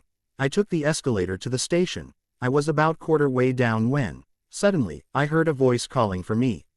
Naruto. I looked up the escalator. It was her. Ellipsis. She was calling for me from above. But the distance between us began to increase. The escalator kept going down. I was halfway down now. For some reason, I thought that if I kept going down, I'll never get to see her again. I was so happy that I weaved through the people who were going down the escalator and ran up towards her. And then I passionately embraced her. Everyone around and on the escalator began to stare at us. The people on the stair next to us. O_O and the people outside the doors O_O. Everyone was 0_0. Then, while everyone was watching, her handbag out of nowhere flung toward me. Ino. She then began to beat the crap out of me with her bag. You know how in movies, a couple kisses or embraces each other in public after a tense moment, the crowd around them claps for them. But in reality, it doesn't really work that way. They just stared at us while probably thinking, nut jobs. I took the subway headed towards Ichihara with until we were near the Shibuya-Eki station. We didn't say a thing. I thought about all the things that happened between us while I was with her. I still don't know what she is thinking. After we got off the subway, we could have taken a cab, but she said she wanted to walk a bit, so we walked side by side. Naruto. Even though he was a better singer, I liked your singing better. I have no words for that. And I like the train that I ride with you better than his car. Quote. My eyes widened. This was the end of her wandering. She no longer has any wounds or pain. And I am with her. But for a completely different reason. We arrived at her house. We were standing there in silence, which I broke by asking, why did you beat me up at the station? With amusement she answered back, isn't it obvious? Idiot. Who gave you permission to hug me? Hearing her voice filled with laughter made me smile too. Sometimes I feel like I know her and sometimes I don't. We're definitely standing at the crossroad now. What's going on between us? Can this relationship last forever? But, before I could withdraw my mind from its far places, her arms were around me. Her face was so close to mine that I could smell the sweet fragrance of her perfume. Dummy Tilda. You were supposed to dodge those hits, she cooed. My heart was beating faster and faster as Ino's white face came up to my own, our eyes matching, but I couldn't wait. My face inclined toward hers. Then I kissed her. For a long time I kissed her, filled with deep astonishment as she was kissing me back, teaching Naruto Namikaze how she, Ino Yamanaka, ruled him. Breathing deeply, she separated. I had merely wished to look at her face, so I opened my eyes, to see her, rushing inside her gate. But not before seeing her rosy cheeks and the expression of aesthetic delight which would correspond to what I knew was my own. I remained standing there in front of her house, and at that moment I felt like a child astonished by the abundance of knowledge and things worth learning opening up before my eyes. Woohoo! Late in the night while I was flopping on my bed trying to sleep with all the excitement inside me, I got a text. It was Ino. She wanted to demonstrate that her wounds were healed through action to me, and that's why she met him in front of me. It wasn't that she was meeting me in front of him. So, that's why we went through that awkward meeting. But now I can confidently declare that the reason why I am by her side is love, as can she. Believe me, this was difficult. Please tell me you liked this chapter. Phew, drama is over. Back to fun part from now. The past few reviews were encouraging, so thanks for that. Thanks for reading. Leave a review, and fav alert the story or you might miss the update. Also check the poll at my profile. 1. A common folk treatment for bruises, especially bruises around the eyes, is to rub a cold egg on the spot. Apparently it disperses the blood. 2. I like using onomatopoeia. You guys would know at this point. One of the more unique onomatopoeia in Japanese, jii, is the sound of staring and motionlessness. The longer the vowel is extended, the more intense the stare. Chapter 17. My Sassy Girl. Chapter 17. Disclaimer. Naruto owns me, Ino owns me. Karen really owns me. We are in a relationship now, we are dating. If you want to call it that, but these terms don't really apply to us, you already know why, yes. Because she's not normal, or that we were already like that from the start without being aware. Also we haven't really discussed anything. But we are together in this, that we know. So whatever. What is the most important thing in a relationship between a man and a woman is that one of them must be good at taking orders, and Ino is good in giving them. Sigh. The rain is really pouring on today. It really sucks when you have to go outside on a rainy day, right? Your clothes get all wet. But if Ino calls to tell me to come out, I go out. Why? Because she'll be mad. Well, she'll beat me. So that what happened when I was leisurely planning to watch some spicy movies on my laptop at home. Reeing. Who else than my girlfriend, hee. She might be missing me. I picked up. Hello. Hey, what are you up to today? It's raining, so I'm going to watch a movie at home. I rented, touch me, _, don't why. Oh, you just alone time when you can watch these movies. Punch me. Naruto. Listen, I don't have anything to do, you should come out with me. Ha, no, I'm busy. What business? No, busy. Damn this phone. I took a moment to look at my really crappy phone, which is breaking up my voice and confusing her. But how can I say no to her? She wants me there. I have to treat her well while I can. So I promised to see her at Narita-san Street in the afternoon. I casually washed my face, ate something for lunch, put on my clothes, took my cell phone, opened the door, and went out. Oh wait, I forgot my wallet. Damn. So I went back to get my wallet. I checked how much I had and I only had 3 100 yen coin, approximately 3, on me. Crap.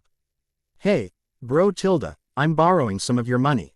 Mom's not home, so I'll pay you back tomorrow, Meet my sister, Karen Uzumaki Namikaze, 2 years younger than me, our mom's mini-me in looks, hair color and temper, the bane of my existence in the house. Don't get confused with her cute glass-wearing girl looks, she is a cunning and brainy little brat, she can make a mountain out of a molehill over every situation. She never knows when to shut up. And it's absolutely infuriating how she gets out of a mess while making me the bad guy. I miss those days when she was just a cute kid. Still, I love her. Don't tell her that, or rather any of this. She's scary too. God damn it. She took all my 5,000 yen bills, approximately 50. All of them. Well, there were only 3 of them in there. But how can she leave me with absolutely nothing? Over all these years, she probably took few 100,000 yen from me this way. By the time I looked back to my SNG out of the house. Sigh. I called Ino again. Hey, I really can't go today. I don't even have money for the bus anymore. What do you mean you don't have it anymore? It's a long story. Then just come out. You still have your subway pass, stupid. So, I went out to see her with a subway pass and 300 yen. This was not a good experience for me. I would rather not go out than see her without any money on me. I can't suggest going to get something to eat. I can't Saint going to a cafe. I am forced to just follow her and do whatever she wants to do. Man, this is embarrassing. So here I am in Narita-san Street. It's still raining. Of course, I brought an umbrella. What kind? There are those tiny folding umbrellas, medium-sized ones, and big ones that looks more like a parasol. I brought the big one, and she brought the tiniest type, so we just decided to share my umbrella while she carries hers. The handle on my umbrella looks kinda like the club head on a golf club. The two of us began walking under the umbrella, our steps synchronized, Ino holding my arm. I loved that feeling. My first gasa. 1. Even though we had an umbrella, it was still raining hard, and our shoulders and pants got really wet. So we decided to go to a cafe and order 2 steaming hot coffee. This cafe was on the first floor, and it had huge glass windows for walls. It was pretty fun to just watch people passing by.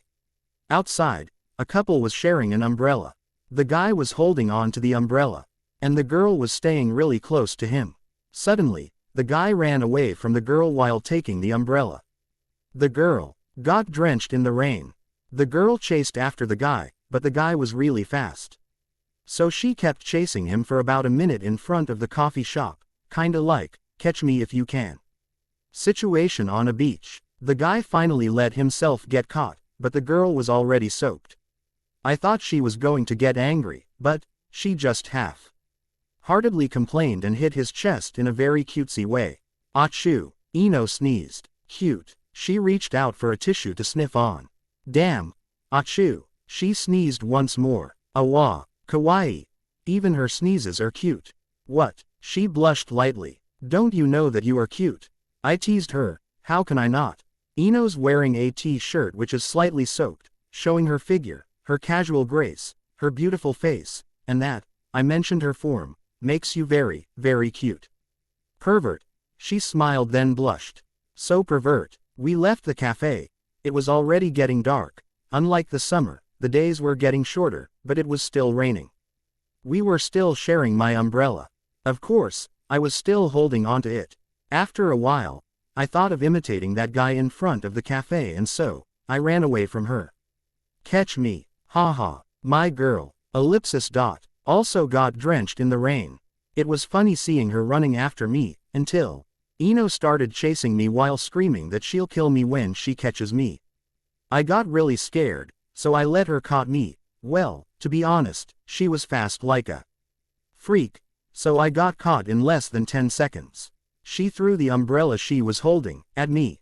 As I picked it up. Hey, why didn't you just use this umbrella instead of throwing it at me? Haha. God, you're so stupid. And she almost punched me for that. We made it to Shibuya Station. I have to take her to her house. Typically, we would take a cab, but we took the bus instead. Why? Because I was broke. She used up hers and we were both broke. The bus station was a bit far from her house, so we had to walk for a while. The rain had stopped by then. I carried my umbrella like a sword. Yano, like D'Artagnan, too. The way to her house from the bus station was really creepy. It was really dark, and the streetlights were going in and out periodically, and the lights were only going as far as the base of the streetlight. We were about halfway there, but about 10 meters ahead of us, a streetlight was set up right next to a telephone pole. Near the telephone pole were 3 guys smoking cigarette. My intuition told me that they were the local gangsters. Our eyes met as we approached them. It was too late to backtrack now. She was right next to me. I really wished they wouldn't pick a fight with me. If there was only one person there, I could do something about it.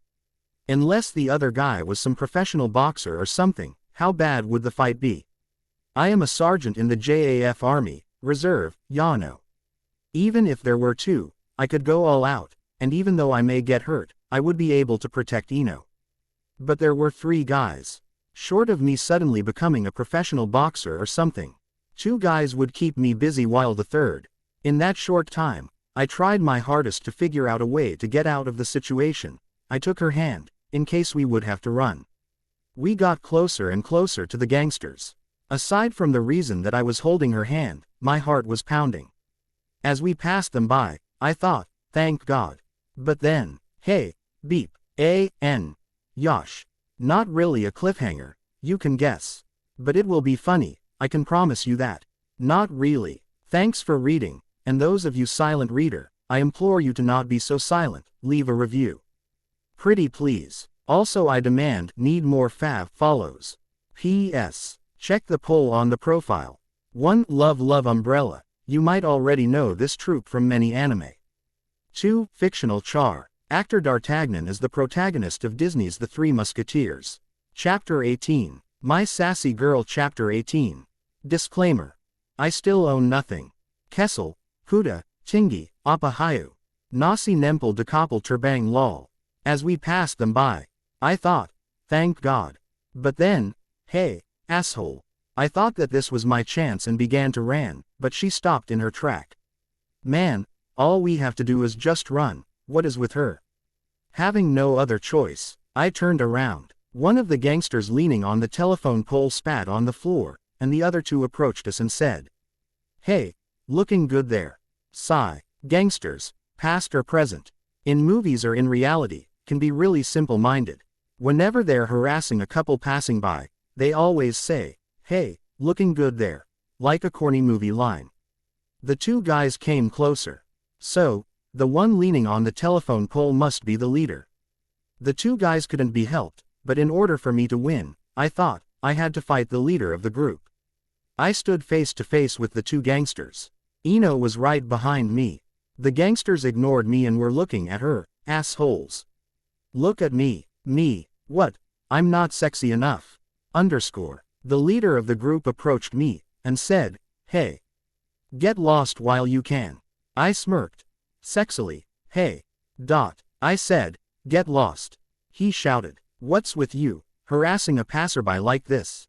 You got a death wish, you little." Suddenly, he threw a punch at me. On me, my body, which has been thoroughly trained by Ino's fists. So I thought, this won't be too bad. And bravely stopped the punch, with my eyes. Oh. It was so sudden. I got punched once, you're dead. I made a fist and threw a punch towards his face. Ellipsis. And he stopped it, with his nose, must be an expert. Oh. So, with the leader of the group, I kept fighting back and forth. Rolling on the ground which was still wet from the rain. Only in movies would you see fights with double-step sidekicks and roundhouse kicks. In real fights, that don't happen, okay. Falling forward, falling backward, hitting with elbows, biting, pinching, scratching, Even during all that, all I could think about was wishing that she would just run away. At this rate, if the fight drags on, the other two will. After stopping the guy's punch with my valiant belly, I thought, I'll take him out in one hit. After getting hit, I retreated a little, and, raising my foot, I kicked him hard in the testicles, using my skills as a Taekwondo first Dan master. The FEs bulged out. He started foaming in his mouth as he fell down. It was dirty, but I had no choice. I had to finish this quickly and run away. After confirming that he was curling in a fetal position, clutching onto his family jewels, I turned towards Ino. The other two tried to grab her hands. I yelled, "Hey, get your hands off of her," and went towards the two remaining gangsters. They were facing me, while she was behind me. My umbrella with a golf club-looking grip was on the ground next to her. They hesitated, since their leader was on the ground, still foaming on the mouth.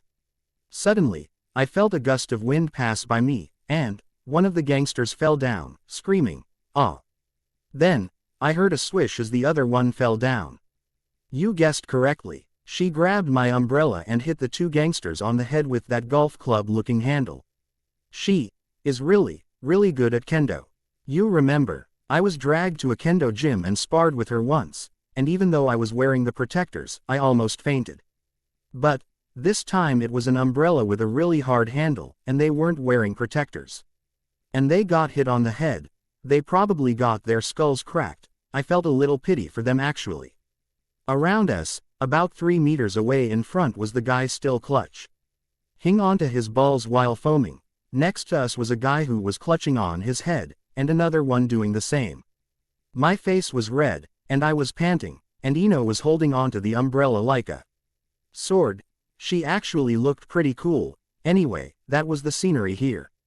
A local security officer was passing by, and after seeing this picture, he used his walkie-talkie to call the police. About 10 minutes later, a police officer with several other security officers appeared. "Man, where were you guys? Why come now, when the situation has been taken care of? And now, we're at the local police station.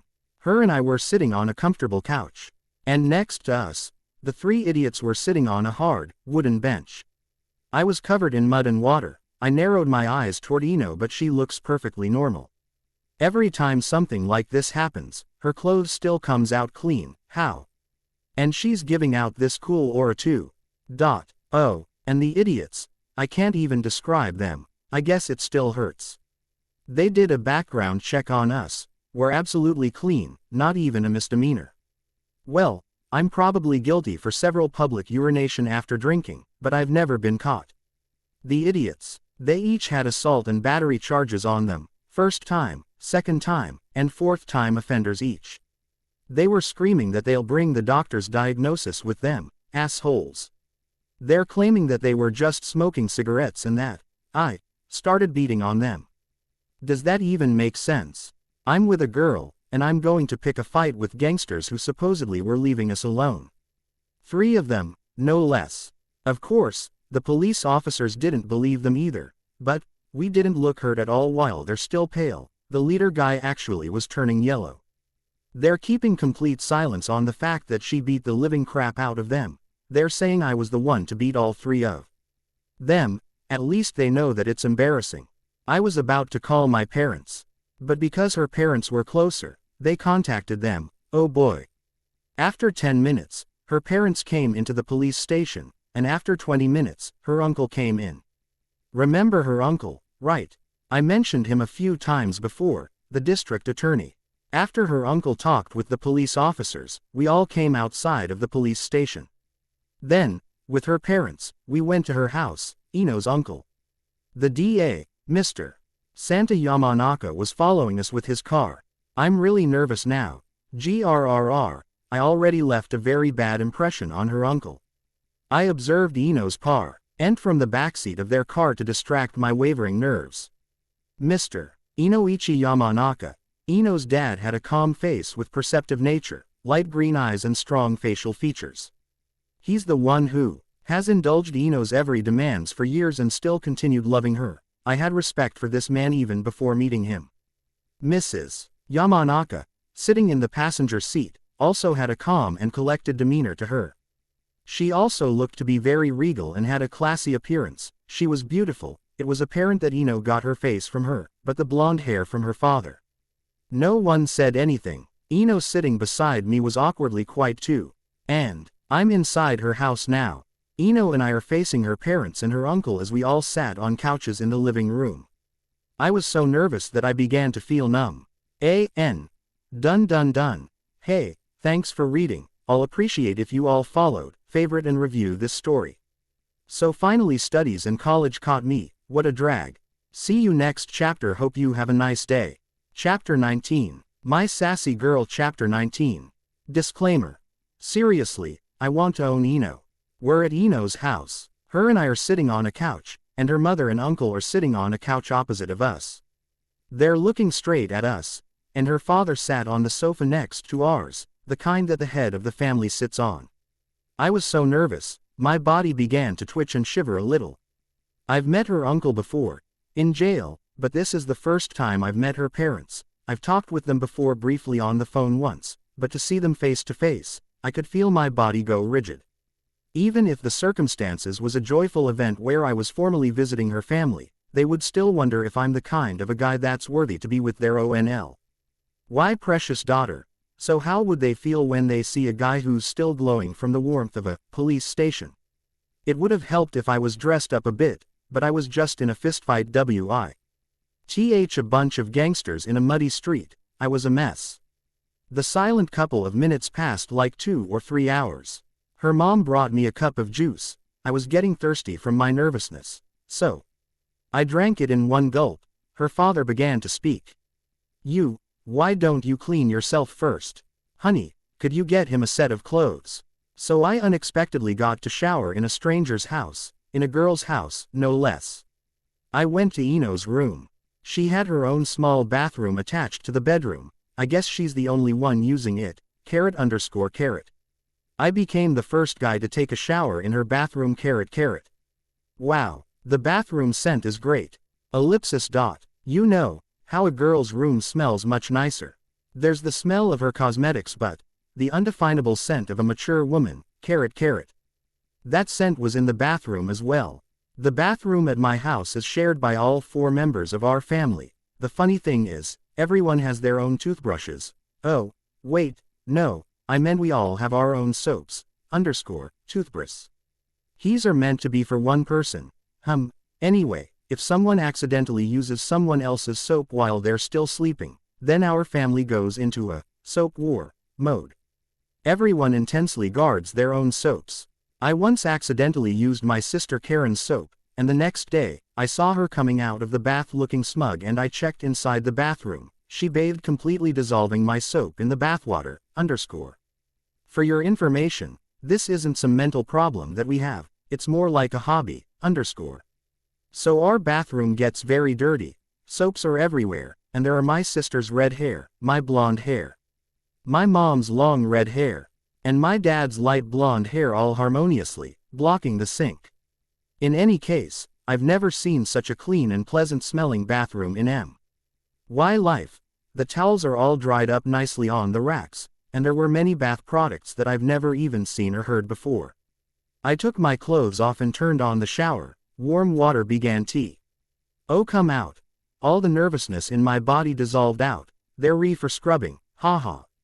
This must be the one she uses. Yes. I am using the towel that Eno uses every day and I'm seriously creeped out at this moment with myself thinking like a pervert. There's a bath soap here as well. Is it a body cleanser? I put the soaps, or shampoo-like lotion on her pleasant-smelling towel and scrubbed away. I felt really clean afterwards. I heard Eno from outside. I have your change of clothes outside on the bed. I went out of the showers. There was a neatly folded clothes on the bed, and there's an underwear there as well, They must be new, since they didn't take it out of a box, and it must have been her dad's. I wore it in any case, carrot. The pants, oh boy, this is her jean, there's no way this will fit me. I'm not exactly fat or anything, but how can a thin girl's jean fit a guy like me? I opened the door a little and got my head poking out. At once, her parents and uncle turned to stare at me. As I completely got their attention, I said, the pants is a bit too small for me. How embarrassing. What is this, really? In front of her parents, no less. So, she lent me her overalls. I went back into the bathroom while she was getting it, of course. I wore the overalls. It fit me quite well, but the pants ended way above my ankle, a Michael Jackson style, if you will, carrot. And then, I picked up the shirt. It has laces on it, in the middle there's a very pretty lace, This must be her idea of a prank. How can she pull a prank in a situation like this, when I'm dying of nervousness? What can I do? I poked my head outside the room again and called for her, and I went back into the bathroom. With the bathroom door between us, we talked to each other. Hey, are you kidding me? Get me a proper shirts for crying out loud. Laces. Ellipsis quote. Ha ha ha. But I picked out the prettiest shirts. Quote ellipsis dot. She left me another shirt. This one wasn't too bad, though it looked familiar. Oh yeah. This is the t-shirt that she was wearing when I first met her on the subway. How nostalgic. I put the shirt on and looked at the mirror. Purple t-shirts, blue overall that only goes to my ankles. I was reminded of a song. When daddy goes to work, Papapo. When mommy hugs me, Papapo. 1. That's right. My clothes would remind everyone of Papapo. I have to face her parents looking like this. Tears were fogging my eyes. I really wanted to go back into the bathroom and just wear my mud-covered clothes, but I decided to go outside instead. Just as I stepped out, she begins to laugh as if she went insane. Ha ha ha ha ha ha ha ha ha.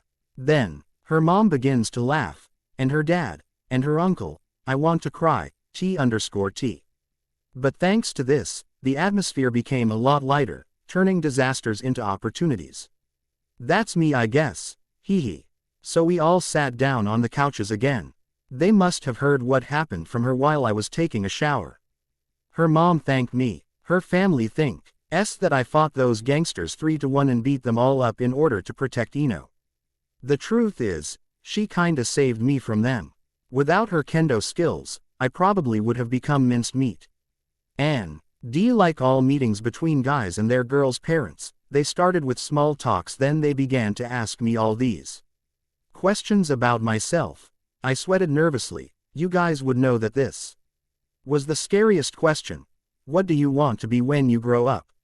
So of course, they asked, what are your plans for the future? But it's the same basic question. I like living an ordinary life. I don't have any outrageous dreams. I wanted to say, I want to marry into a rich family, but I couldn't say it, they might get offended. That 20 or so minutes with them I somehow survived. It's time for me to leave now. So, I said good night to her parents, uncle, and went to the front gate with her. Chato Matt, hey, how can I go all the way home looking like this? What's wrong? You look really cute. Ha ha ha ha. And she just continued laughing while shoving me off, and after I got a peck on my lip by her, it dawned on me that I was already out of gates. Still in that outfit. She played me. It was finally the subway. I was too embarrassed, so I pretended to sleep the minute I sat down. 2 or 3 kids that were there all looked at me like they know me from somewhere. Yeah. While I was trying my best to not to get too irritated by the kids pointing at me and running back to their parents to tell, Ino then called me. Hello. Hey, Naruto, about your clothes. My clothes. Oh, right, my clothes are in your bathroom. Yeah, about that, I'll give it to you later, okay. Snickers. That's fine, but, what's with the snickering? Oh, it's nothing. Get home safely, okay. Snickers. It's definitely not nothing. She sounds too amused. Okay, bye. I hung up the phone and thought for a moment. Shit, oh no. My underwear. I should have brought it with me in my pockets or something.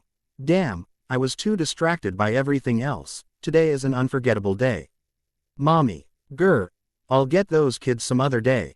A.N. Many thanks to all the readers, also for the new faves follows. Feel free to leave reviews in the comments. They keep me going. Thanks for the review guest, you are the truth. One from a very popular kids show in Korea, similar to Barney or Sesame Street. But meant for a much younger crowd. I think there is video of this cute little girl on YouTube singing it, definitely watch it. Chapter 20. My Sassy Girl Chapter 20. Disclaimer. I still own nothing. Also don't try these stunts below in the end, without your friends. Out of nowhere, while talking on the phone, Ino asked me, hey. When do you think that a girl is at her prettiest? The next words spilled out of my mouth without thinking. When she's naked. What? Where are you now? Stay right there. Why, are you going to take off your clothes? Hee hee. Thank God we are on a call. Stop kidding around. Wanna die? I'm serious. I'm not kidding. What's more beautiful on this earth than a woman's body? Ya know. Hey, you're talking like you've seen a lot of those. Ha ha. Ha. Ha. Damage X99. She must have something in mind to ask that kind of a question, but I can't really tell what she's thinking. Well, whenever I see a girl playing the piano, I feel dreamy.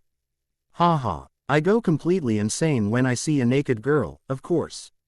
So I told her like so. Well, for me, whenever I see a girl playing the piano, I get all weak-kneed. Really? Is that a good thing?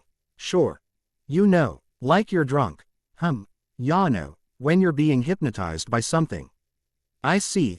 What's your favorite music then? Ballade pour Adeline. I think I started listening to it when I was still a fetus in my mom's belly. Enough. I still don't know what that conversation a week ago was about. Now, was it yesterday? When Ino video called me really early in the morning, I was sleeping. So well, but when she said, hello, on the phone, I was completely awake, thinking, oh dear God, what have she done this early in the morning already? Naruto, hello, why are you calling so early?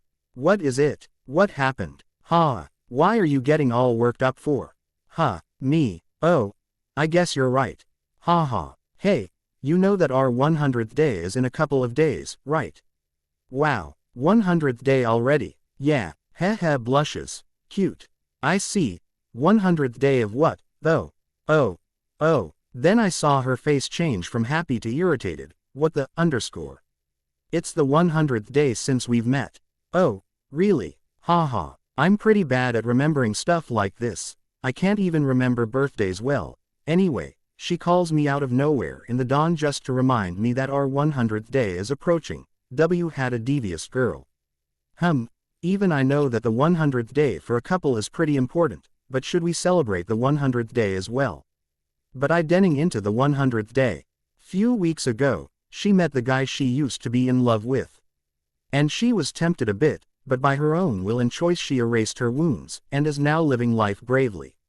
So, I thought it would be nice to celebrate fact that she got over the pains of breaking up on our 100th day.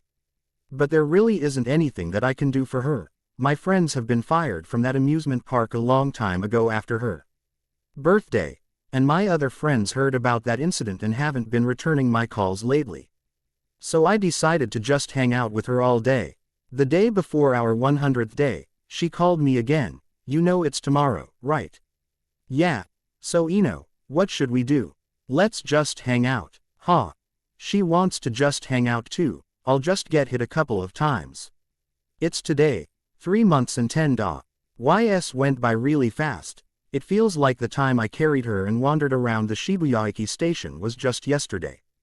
We decided to meet at that cafe. You asked. The one that we first went to.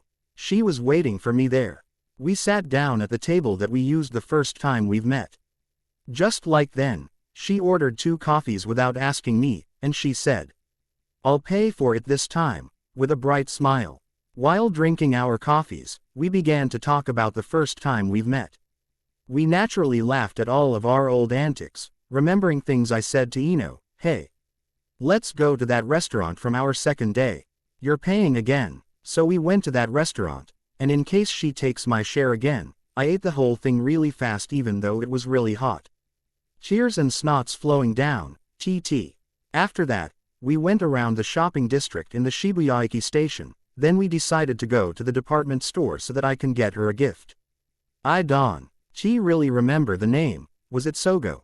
In front of the department store, I pointed my finger at it and said, "Hey, I'll get you one thing you want in this department store, no matter what it is."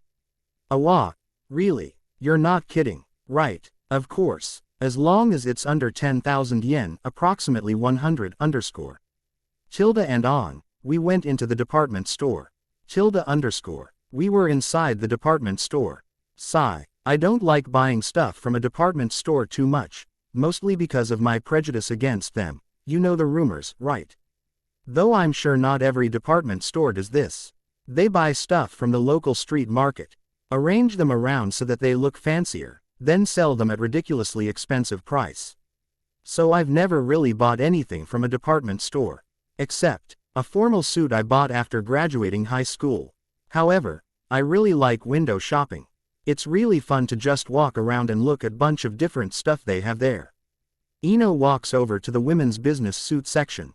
And I followed her. Hey, this one's really pretty. Naruto, isn't this really pretty? Why, are you going to wear that? Hook. She turned and looked at me with narrowed eyes. What's wrong with that?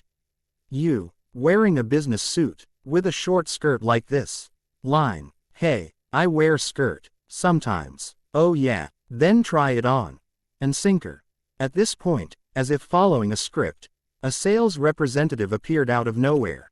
That's one of our latest product, following the most recent fashion trend. You really have good eyes, ma'am. Would you like to try it on? She, HMPHED, at me and threw her purse at me as she entered the changing room. Hee, I've never seen her wearing a skirt before. WH. Hey, what? Say it out loud. Naruto. Gulp. Whoa, you have really nice legs, damn she looks sexy. Blushes Shutuup, underscore. The saleswoman included herself too in our conversation. Wow. It looks very good on you. Shall I pack it up for you? How much is it? Ino asked. It's priced at 1,000,099 yen, approximately 1,000. I chirped in. 100,000 yen. It's just pocket change. 100,000 pocket change. No way. It's too expensive. Ino went back to the changing room and came out with her own clothes. Though it's not as expensive, she looked more beautiful wearing her own style of clothes. I could just say screw it and buy it for her. I took Dad's credit card with me today. After all. But I then saw a vision. What is this Minato? 1,000,099 yen for clothes. What are you talking about, Kushina darling? What clothes? Ah, look at this. 100,000. So do you wanna tell me or else? And me in that scene, not looking at them in the eyes. Hey, Mama, I'm going to the library to study. You're going to the library to study? Ha ha, stop joking around and do the dishes. Then my mom dad, #%%%%% %%%%%%%%. I can't believe you, Minato. All those time when I complained that I didn't have anything to wear outside, and you buy one for some whore. What are you say? Then me writing a note and leaving the house on a redemption journey. Dear Mom and Dad, please forgive me for using the credit CA road. When this world changes for the better and become a world without clothes, I will come back and make it all up to you. Your son. Then the next day, advertisement saying, Naruto, we forgive you for everything. Please just come back to us, are posted in all the daily newspaper in the Count R. Slap. Hey, stop daydreaming and let's go. Ino wakes me up from my vision quite harshly, and hands me the 100,000 suit. In a moment of desire for childish revenge, I flick a booger at it before handing it back over to the sales representative. And before the sales representative finds out, I took Ino's hands and fled the scene of crime. If I get caught, I might actually have to buy the clothes for 100,000. We went around the department store without getting her any presents, and it was already nighttime. Though we pulled a lot of pranks while looking around. Ino, trying out expensive high heels and kicking a pillar when the sales representative is not looking. Wiping hands on a silk woven clothes on display after going to the restroom. Me, taking pictures of myself while posing in inappropriate position with the store mannequins. When someone else is about to buy a 10,000 yen shoes, approximately 100, comment, hey, didn't we see that shoe on sale for 8,000 yen at the department store next door? Ino me, riding the escalator the wrong way, pushing every button before getting off the elevator. After all the frolicking around, we got pretty hungry. We were like little kids, messing around the place. Maybe we'll try the Prime Minister's house next. It was about dinner time as well, so we left the department store without buying her a present. Actually, we kind of forgot that we went into the store to get her a present. And then, it was nighttime. It was fun writing this chapter. I'll welcome any posy, Tive review or fav follow you guys can give me. Also the next few chapters might take longer too, so don't go anywhere and wait at your screen for a week or two, no. Bathroom breaks allowed. Chapter 21. My Sassy Girl Chapter 21. Disclaimer. I completely own you, but I don't own Naruto. After completely forgetting that we went into the department store to get Ino a present, we left the place. Can't really think straight when you're hungry, right? Ino noted. Whoa, it's dark outside already. Yeah, let's go get something to eat. Where do you want to go? Well, that is, what? Say it out loud. I want to eat that. What's that? A puppy. Snake soup. No, geez. You know, that. I wiggled my eyes too, imitating her. What is that? Jajang Nian. Shivers. Jajang Nian. So, we went to the Chinese restaurant. T_T. If you guys forgot what happened with us in the infamous Jajang Nian, black bean noodle, I'll never forgive you. But, I mean, this was our 100th day anniversary. I mean, I wasn't planning to take her to a fancy 5-star restaurant or something, but Jajang Nian of all things. Narutaford Jajang Nian anyway, you say. I stole Dad's credit card, remember? I mean, ramen would have been a better choice. Or we could not eat at all. But, why Jajang Nian of all things? We settled at a table in the restaurant. You want the double-sized bowl, right? Excuse me, could we get a double bowl Jajang Nian and a jampong, spicy, seafood broth-based noodle? I asked the last part questioningly, eyeing Ino, asking if she was opposed to that, which was generally always. This time she didn't say anything, but I guess she was just too giddy with our day that she forgot to terrorize me. What, you thought I was going to eat Jajang Nian after what had happened last time? Our orders came out, 1 jampong and 1 double-sized Jajang Nian. You. Just seeing it gives me trauma. With a quick itadakimasu we dig into our food, and after a few slurps of my noodle I could feel her eyes on me and not on that thing. Hey, Naruto. I heard from my opposite side. I looked up, meeting her eyes. So, she stretched the O's. What's wrong with you today? Speak your mind. Like you always do, Ino-sama. So, that jampong looks really tasty. Quote ellipsis dot quote. I glared at her, but her focus was already on the bowl which one had unconsciously dragged behind my arms. My precious one, let's switch. And she just did that. T_T. A double-sized Jajang Nian now stands before my eyes, which are flowing with miserable tears. After somehow eating that thing, that was the fastest I had paid any bill in my life. After dinner, we went to go see a movie, then we went to a cafe. And now, it's already midnight. Looks like I can't go back home tonight. With all the buses and subway closed for the day, I'll probably have to spend the night at my aunt's house, women's college near Hokuso. My aunt lives in the apartment right in front of that place. Before they built the college there, the place near the apartment was really empty and quiet, but with the college there were a lot of girls walking around the place. My aunt was thinking about renting some of her rooms out to the students, and I was thinking about moving in to live with my aunt when that happened. What if there's no room left for me, you say? Well, I wouldn't mind having a roommate. Naruto, there's a place we have to go. We were making our way out of the mall. Have to go. Yeah, where? Just follow me. It's midnight already. Don't you have to go home? You can't go home either, right? My aunt lives in Hokuso. I can just crash there. Just follow me. We took a cab and went to the place she wanted to go to. They never been in this area before, couldn't even tell which way was which. I followed her after getting off the cab, and we went to some cafe. My mom's friend runs this cafe. Oh really? So, why are we here? Let's go in. Here, the signs are all off. Aren't they closed right now? She just stared at me with irritation for few seconds, took my arm and dragged me inside.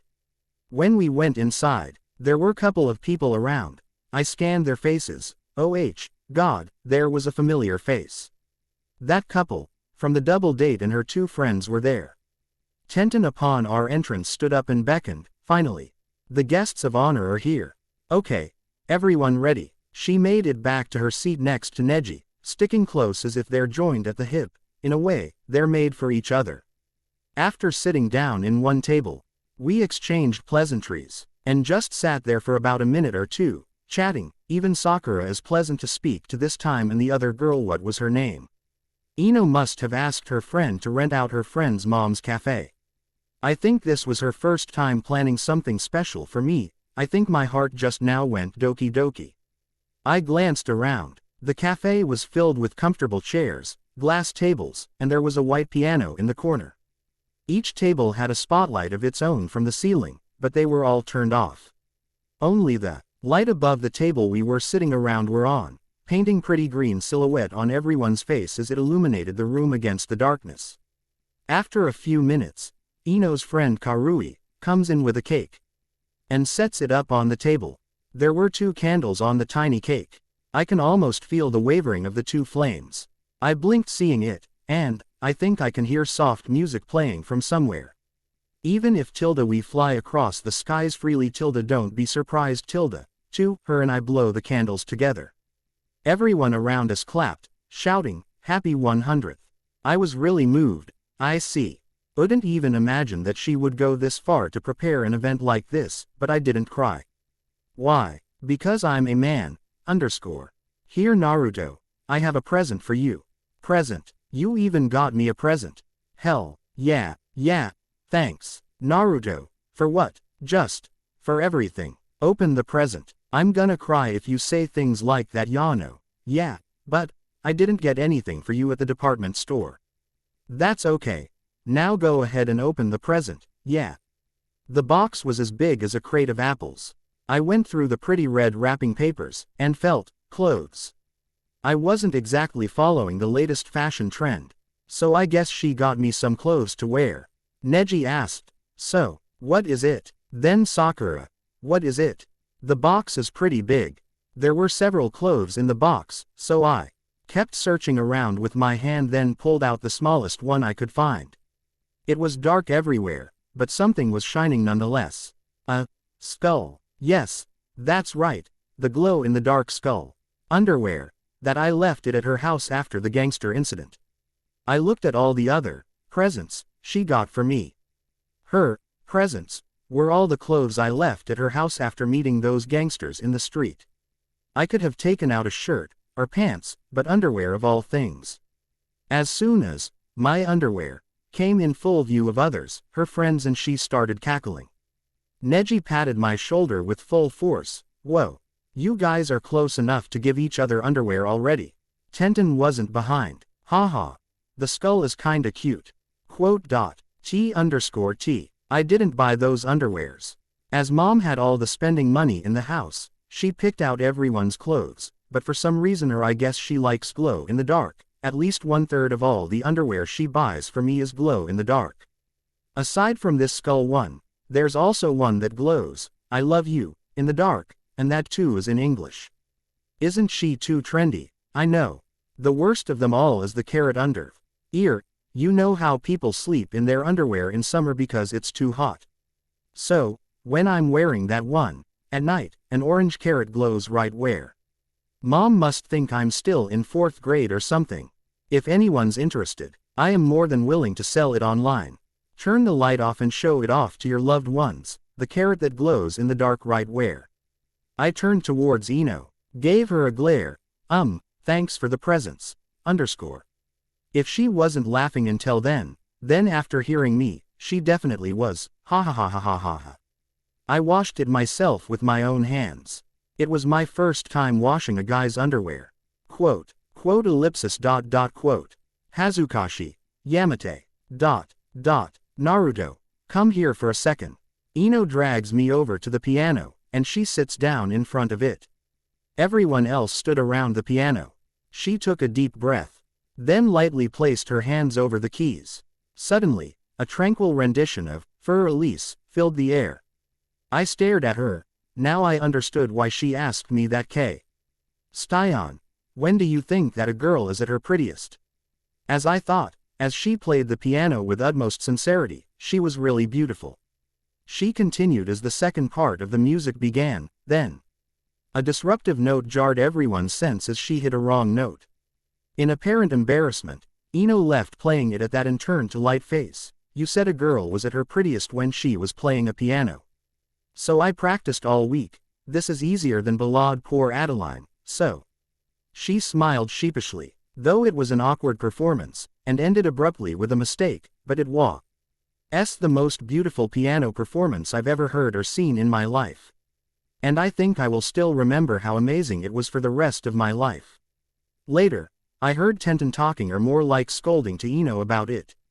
I taught you day and night for a week, and you can't even last 2 lines. What? I haven't even touched a piano since I learned from do, to, fa, when I was little. We were parting from the cafe. Ino was going back with Sakura to her place.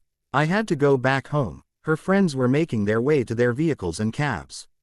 But I still had a question to ask to her. When is the guy the prettiest? Her blue eyes locked with mine. She said, just give me a rose. Before I could stop myself or think or do anything that made any sense at all, I stepped towards her. I spoke. Ino. Then I stopped talking. She stepped closer to me too, her slender fist bunched up in my shirt, her eyes huge, her lips so close I couldn't stop myself from touching them, and I was compelled to know what those lips felt like again. Naruto. Her words were cut off when my lips touched hers, and I felt a wave of euphoria wash over me. After that we surely did forget about her friends. Watching us or whistling toward us for about a minute or so. A.N. Thanks for reading and the new fav follows. Again next chapter will take some time. I will like if you could leave a word of encouragement or something. And fav follow this story if you can. Also those reader for whom English isn't the first language, I'd like if you could give your feedback too. Also check the poll, if you still haven't. 1. Do I even need to tell this one? Sigh. It's from LOTR. 2. The classics popular Korean song. The Magic Castle. I think this is quite a slow and soft song. Check it out on YouTube. Chapter 22. My Sassy Girl Chapter 22. Disclaimer. I don't own Naruto.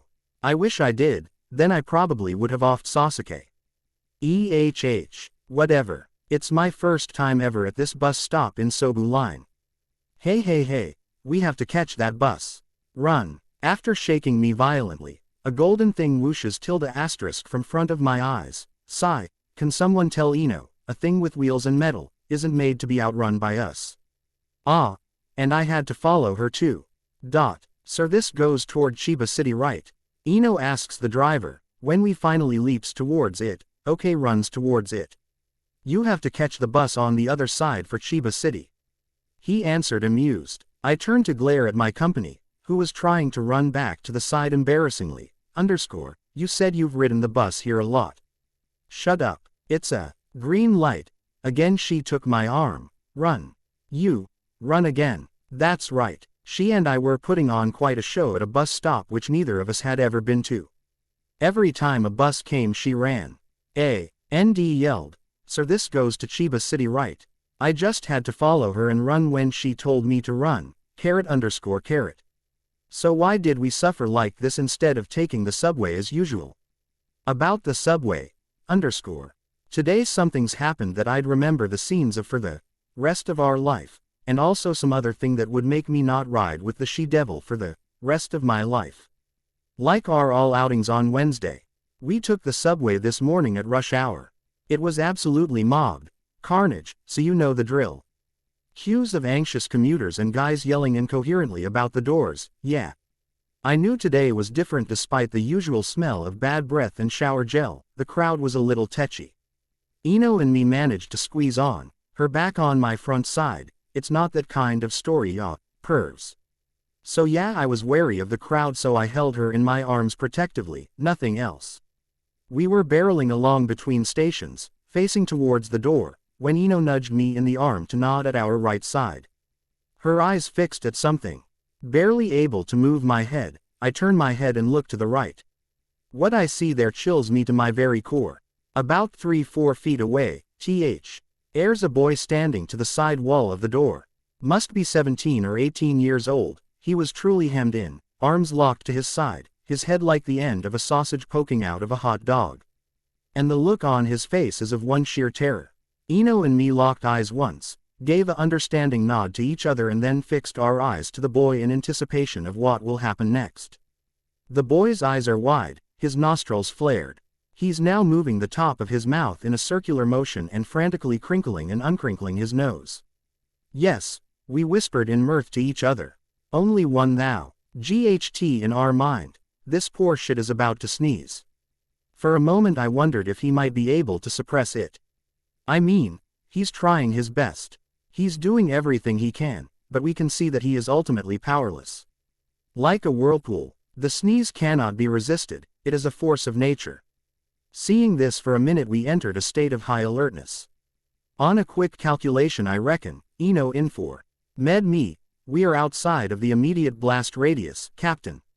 So we are, probably safe. I concluded. Yes, Major, but there must be 5 people in direct danger, and one of them is an angry old lady. Hee. Omoshiroi. That was a scary voice, Ino-san. In the microsecond before the sneeze comes, I lock eyes with the guy. He looks at me like a man who has been sent to the guillotine. I try to look sympathetic. It was like in slow motion. It began as a sort of spasm deep down inside the guy, an irrepressible wave of energy building from his abdomen, spreading up through his chest and neck, rushing to burst out through his nose. His head jerks back, hitting the wall behind him. His eyes closed, our eyes wide with amusement. In the same second the people surrounding him begin instinctively to recoil. I can see the angry lady's eyes widening as she realizes, much too late, what has befallen her. But at the very moment of climax, the instant when I thought my fellow Chibians would be covered in nasal debris, Ino gasped. Indicating something incredible happened, which I'll remember till the day I die. The guy's jaw clamped shut. Yes. Our man somehow takes the full brunt of the sneeze internally.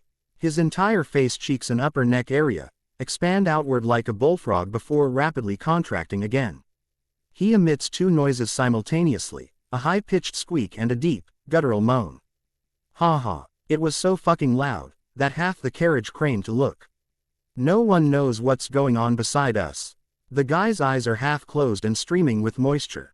Were it not for the passengers propping him up, he would have collapsed from the effort. After a few seconds he opened his eyes and we again acknowledged each other's presence. He must have also seen the admiration present in Ino and my face, because he gave us an imperceptible nod, so regal and magnanimous, modestly recognizing the scale of his achievement, but without wishing to gloat. A true morning hero, I thought as we watched his back, as he again integrates in the sea of crowd. That was just in the morning ride. The other thing happened later. If you ride the subway often, especially at the same time every day to the same place, you develop a know-how. For example, ya know, like the train has a lot of people but in a few stops they'll all get off, or you can stand in front of students wearing a certain school uniform and get a seat quickly because you know when they'll get off, or if you let this train pass you can get on the next one that will have less people. Asterisk period tilde asterisk the train is now approaching. For your safety please step behind the yellow line and watch your step. So we were waiting at the subway station. As much as I liked the morning ride, I'd rather not again go in with many people. Hey, this one has a lots, get on the next one. Oh. There's not that many people. Let's just get on. Quote opening parenthesis ellipsis quote. Around this time the train toward Chiba City usually has a lot of people. But for some reason in this one today there weren't that many. Not to say the car was completely empty, there were quite a few people. Anyways, there are two types of seats on a subway, right? The long seats where 7 people can sit and the small seats where 2-3 people can sit. We were standing in front of the seats where 3 people can sit. The lady in front of us starts getting her stuff together. Oh yeah. Best luck ever. I looked at Ino. Indeed she had an expression on her face like this. __ as she waited for the lady to get up. She is definitely going to sit in the seat. Right away. My legs hurt too because they've been walking around all day. Sniffles *TT_TT. Sue. I attacked her with my gaze. Translation. Don't I look so pitiful? Let me sit. Plus, you're a guy and you can't even endure that much. _. Look at my cold sweat. Quote opening parenthesis /. How many times do you wanna get hit before you let me sit? You can just sit. These days we can just communicate even with just our eyes. _. She is sitting in the seat, and me. My legs hurt so much that I am hanging off of the handles, but, even as I was hanging I did not stop attacking with my gaze. _TT, it's so painful. But Ino, she is looking in another direction. Don't ignore me and stop whistling. We went like that for a few stops. As the door opened a white-haired grandma walked in. As she was about to go a different direction I brought her in front of the my girl, _. Ma'am, come here _. Finally she has stood up. Muhahahaha. Me, I'm evil. If we die together. So the grandma sat down and Ino and I ended up standing. Behind us, 2 college-age girls were talking while holding on to the handles facing the opposite window. One girl had on an Eastpak backpack and the other was holding a purse. But Ino saw 2 guys go and stand right behind them, me. I was leaning on the door and falling asleep, head is nodding, when she nudged me to inform me that I didn't pay any mind. She must have thought the guys seemed suspicious, because she was keenly observing them through the reflection on the window. And then all of a sudden, I felt my body being pushed and I thought I had fallen over while sleeping. So I quickly tried to pretend I had fallen on purpose. But that wasn't it. This is what happened. At the very moment at one of the guys took out a razor and started cutting the front pocket of the Eastpak. Ellipsis. My girlfriend had pushed me over onto the guys. Oh no, I'm sorry, I said lamely. Hey, what do you think you're doing? The first guy shouted while pocketing his right hand and a razor, hastily. Ah, a razor. It's nothing carrot, just keep doing whatever you were doing. Carrot. The girl who was almost pickpocketed has no idea what is happening and is just laughing. I think she thinks I was falling asleep and then fell over on the guys, The two guys, the pickpocketers, were glaring at me, therefore. We got off immediately at the next stop, and it happened to be Sobu Station, carrot. Hey, how could you just throw me there in that situation? I confronted her. I'm even being used as a weapon now, Ha, well then what should I have done? She was about to be pickpocketed. You should have just yelled, thieves. That's embarrassing. Embarrassing. What about getting me killed instead, And so we are at the Sobu Line bus station. Hey, tilde. It's a green light, tilde. Run. Run again. Hope you like this chapter. Also please leave a review or two. It has been so slow for past 2 weeks. Need some encouragement. If you like the story so far, add this to fav follow. Not many chapters remaining to the ending now. Again, next chapter will take time, be patient. Not like anyone of you asked for, when this one was coming out. Hey anyone reading this, I'm angry at you. See you again. Take a look at the poll if you still haven't. Bye-bye. Chapter 23, My Sassy Girl. Chapter 23. Disclaimer. I don't own Naruto. If I did, Narusaku would have been the endgame, and then we wouldn't be dealing with Boruto. I, of course, do not have a driver's license. Sigh. You're laughing that I don't have a driver's license at this age, right? I passed the written test, with an awesome score of 92. But I could never pass the road test. But I have a lot of things instead of a driver's license. My Japan residence ID, student ID, debit card, KFC family card, SIM card, etc., etc. Oh, also Ino doesn't have a driver's license either. But these days she has betrayed me and enrolled in a driver's ed class, and she is enthusiastically learning how to drive. And that's where we are. You know, if you don't have a driver's license these days, you're not even considered a human being, right? She says, I'm not actually a human being. I'm closer to the gods, shall we say.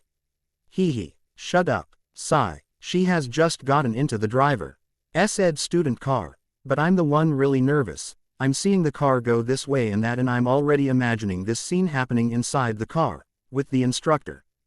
Grab the handles so that your arms are parallel, the angles of your elbows should be blah blah. And her. Be quiet. What's the fastest this dump can go? Should we go for a ride? Steps on gas. What? Stop the car. Ah, okay. Was the brake the left or the right? She has finally finished her practice and is energetically getting out of the car and towards me. Anyo saw. Why don't you do it a little softer? Do what softer? I pointed towards the man who's now half of a man from before entering the car. The teacher guy is a precious part of some family too, you know. I occasionally, really occasionally, I'm dragged along to her driver's ed classes. Not every day, I swear. Why are you looking at me like that? Anyway, every time she gets in the car, I feel that feeling you sometimes get watching movies. An adventure fantasy spectacle feeling, but free of charge. It's just that for the sake of all the drivers of the Japan, I hope she never gets her driver's license. You know what? Let's all pray together. Our Father in heaven, for the people and the safety of all the drivers in Japan, please do not let this girl obtain a driver's license. Amen. I express my sincere condolences to the teacher who risked his own life to teach Ino despite how little he must be paid. Also, I take this opportunity to also apologize to his family. I'm not kidding. Whenever Ino shows up at the driver's ed school, the teacher's face turns blue. And he makes this excuse and that excuse to get another teacher for her, but he always ends up getting in the car where she is already. TTING in the driver's seat with a sweet smile on her face, shudders. The look in the eyes of the teacher opening the door of the car she is driving, seems like the look in Bruce Willis's eyes in Armageddon when he gets on the spaceship. About to risk his life to drill a hole in the asteroid in order to save the world. Or when in Die Hard getting off topic. So yeah, and when he gets out of the car, having finished the class, the look in his eyes is like that of the Nobita in Doraemon when he gets out of the mess which he created in the first place, and sometimes like Mazinger W. Hen he returns to the base after defeating the villains threatening the Earth. 1. Ahem. To illustrate me. Hello, nose picking. Eno. Hi. _. Teacher. He. Hello. Oh no, it's happening. Me. Nose picking. Eno. _. Which car should I get in? Quote. Teacher. Ignore. It's like that. The teacher looked like he wanted her to stop coming to class, but she never misses a day. This one day. That day I was also dress. This all feels like a show to me, with a horrible ending. To be continued. Will she be able to get her driver's license? The girl in Naruto's life or death struggle ensues, _. So yeah, that day I was again chilling in my room when Eno called. BBRRRRRRR. Hello, where are you? Home. I am going to go to driver's lesson, go with me. I don't want to. You wanna die. Quote. Don't wanna. And why do you always threaten to kill me? I can say a word too then. Quote. Ha. What do you wanna say? Where and when should I go? So I went to driver's lesson with her as usual. And there was the teacher turning his face away from us. But then he asked me something. Hey, do you have a driver's license? Me. Nope. Really. Ya know this doesn't feel right. And then he whispered Eno something after confirming that I didn't have a driver's license. And she came to me and said, hey, Naruto. He said he can teach you how to drive too. Huh. Oh yes. It must be true that he's teaching me how to drive because of my charms, right? Anyway, it was so great offer to learn driving, in free of charge because it costs too much to learn driving these days. Finally it was time for her to get into the car. I was just standing alone at the sideline as always. But she called me while fastening her seat belt. Naruto, come quickly. And that's when I became uneasy. What are you doing? Get into the car right now. It wasn't that he was teaching me how to drive, but meant that just to pick up learning in the back seat of the car. What the hell? Isn't this illegal? It could not be possible for civilian, who is not a teacher, to be in the car while unlicensed person was driving. Just watch. Her driving from outside seems so risky, but you mean I get into that car? I am not crazy. I didn't want to live that long, like 100 years or something, but this would send me to an early grave. I asked for help while I contacting with the teacher. Me. You're kidding, right? And him. Winking face, get into the car right now. Then I turned towards my girlfriend. She. Winking face, get into the car right now. Gulp. He was in the same side of her. Now I'm pretty sure he didn't wanted to teach me in the first place. I took a step back from the car. I don't want to learn how to drive. But the teacher had a evil glint in his eyes. Don't hesitate, just come in. That car in the back is waiting for us.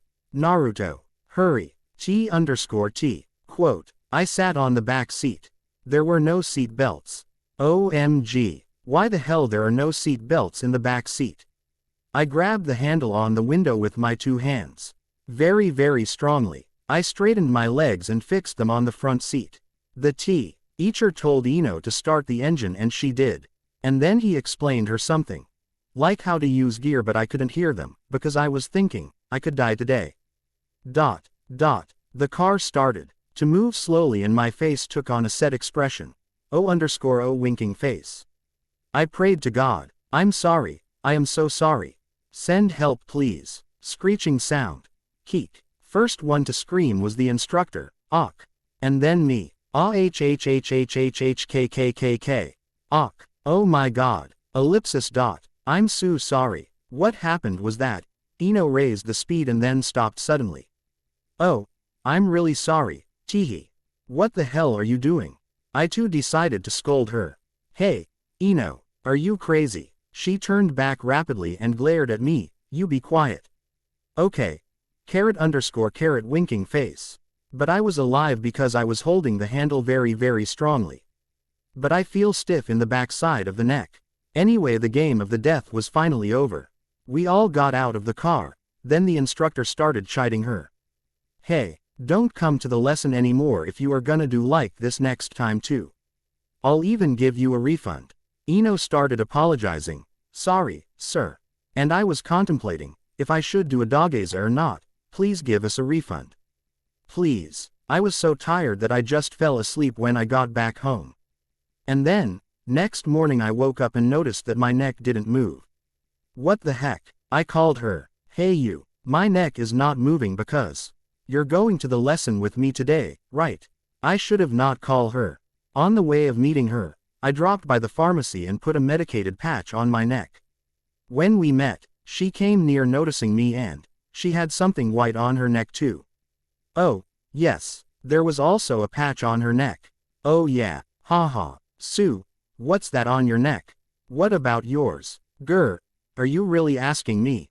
Ha ha ha. It's good that she has a beautiful laughter and she is cute, have nice legs and those lips, and is sometimes very nice to me, otherwise, humph. And then we went to the driver's lesson together. The teacher was there as usual. We both greeted him in unison. Hi. Silence quote ellipsis quote. Ino pouted at him __ cute. I noticed Somethy ing on his back when he tried to ignore us even more. What's that on your neck? No way. Yes it was. He had a patch on this neck too. Ha ha ha ha ha. Quote. After that day, we became a patch trio, the patch trio. Yo. Hope you like this chapter. Please leave a review. It's like the electricity that keeps on my laptop, so I can write this. Also leave a follow, fav if you can. I'll like that. Maybe 2 to 3 chapters remaining to this story. Don't know when the next one will be. Life is interfering too much. I really need to catch up on studies. Again, please leave a review and check the poll if you still haven't. 1. Doraemon and Mazinger is a famous manga, anime series, quite old too.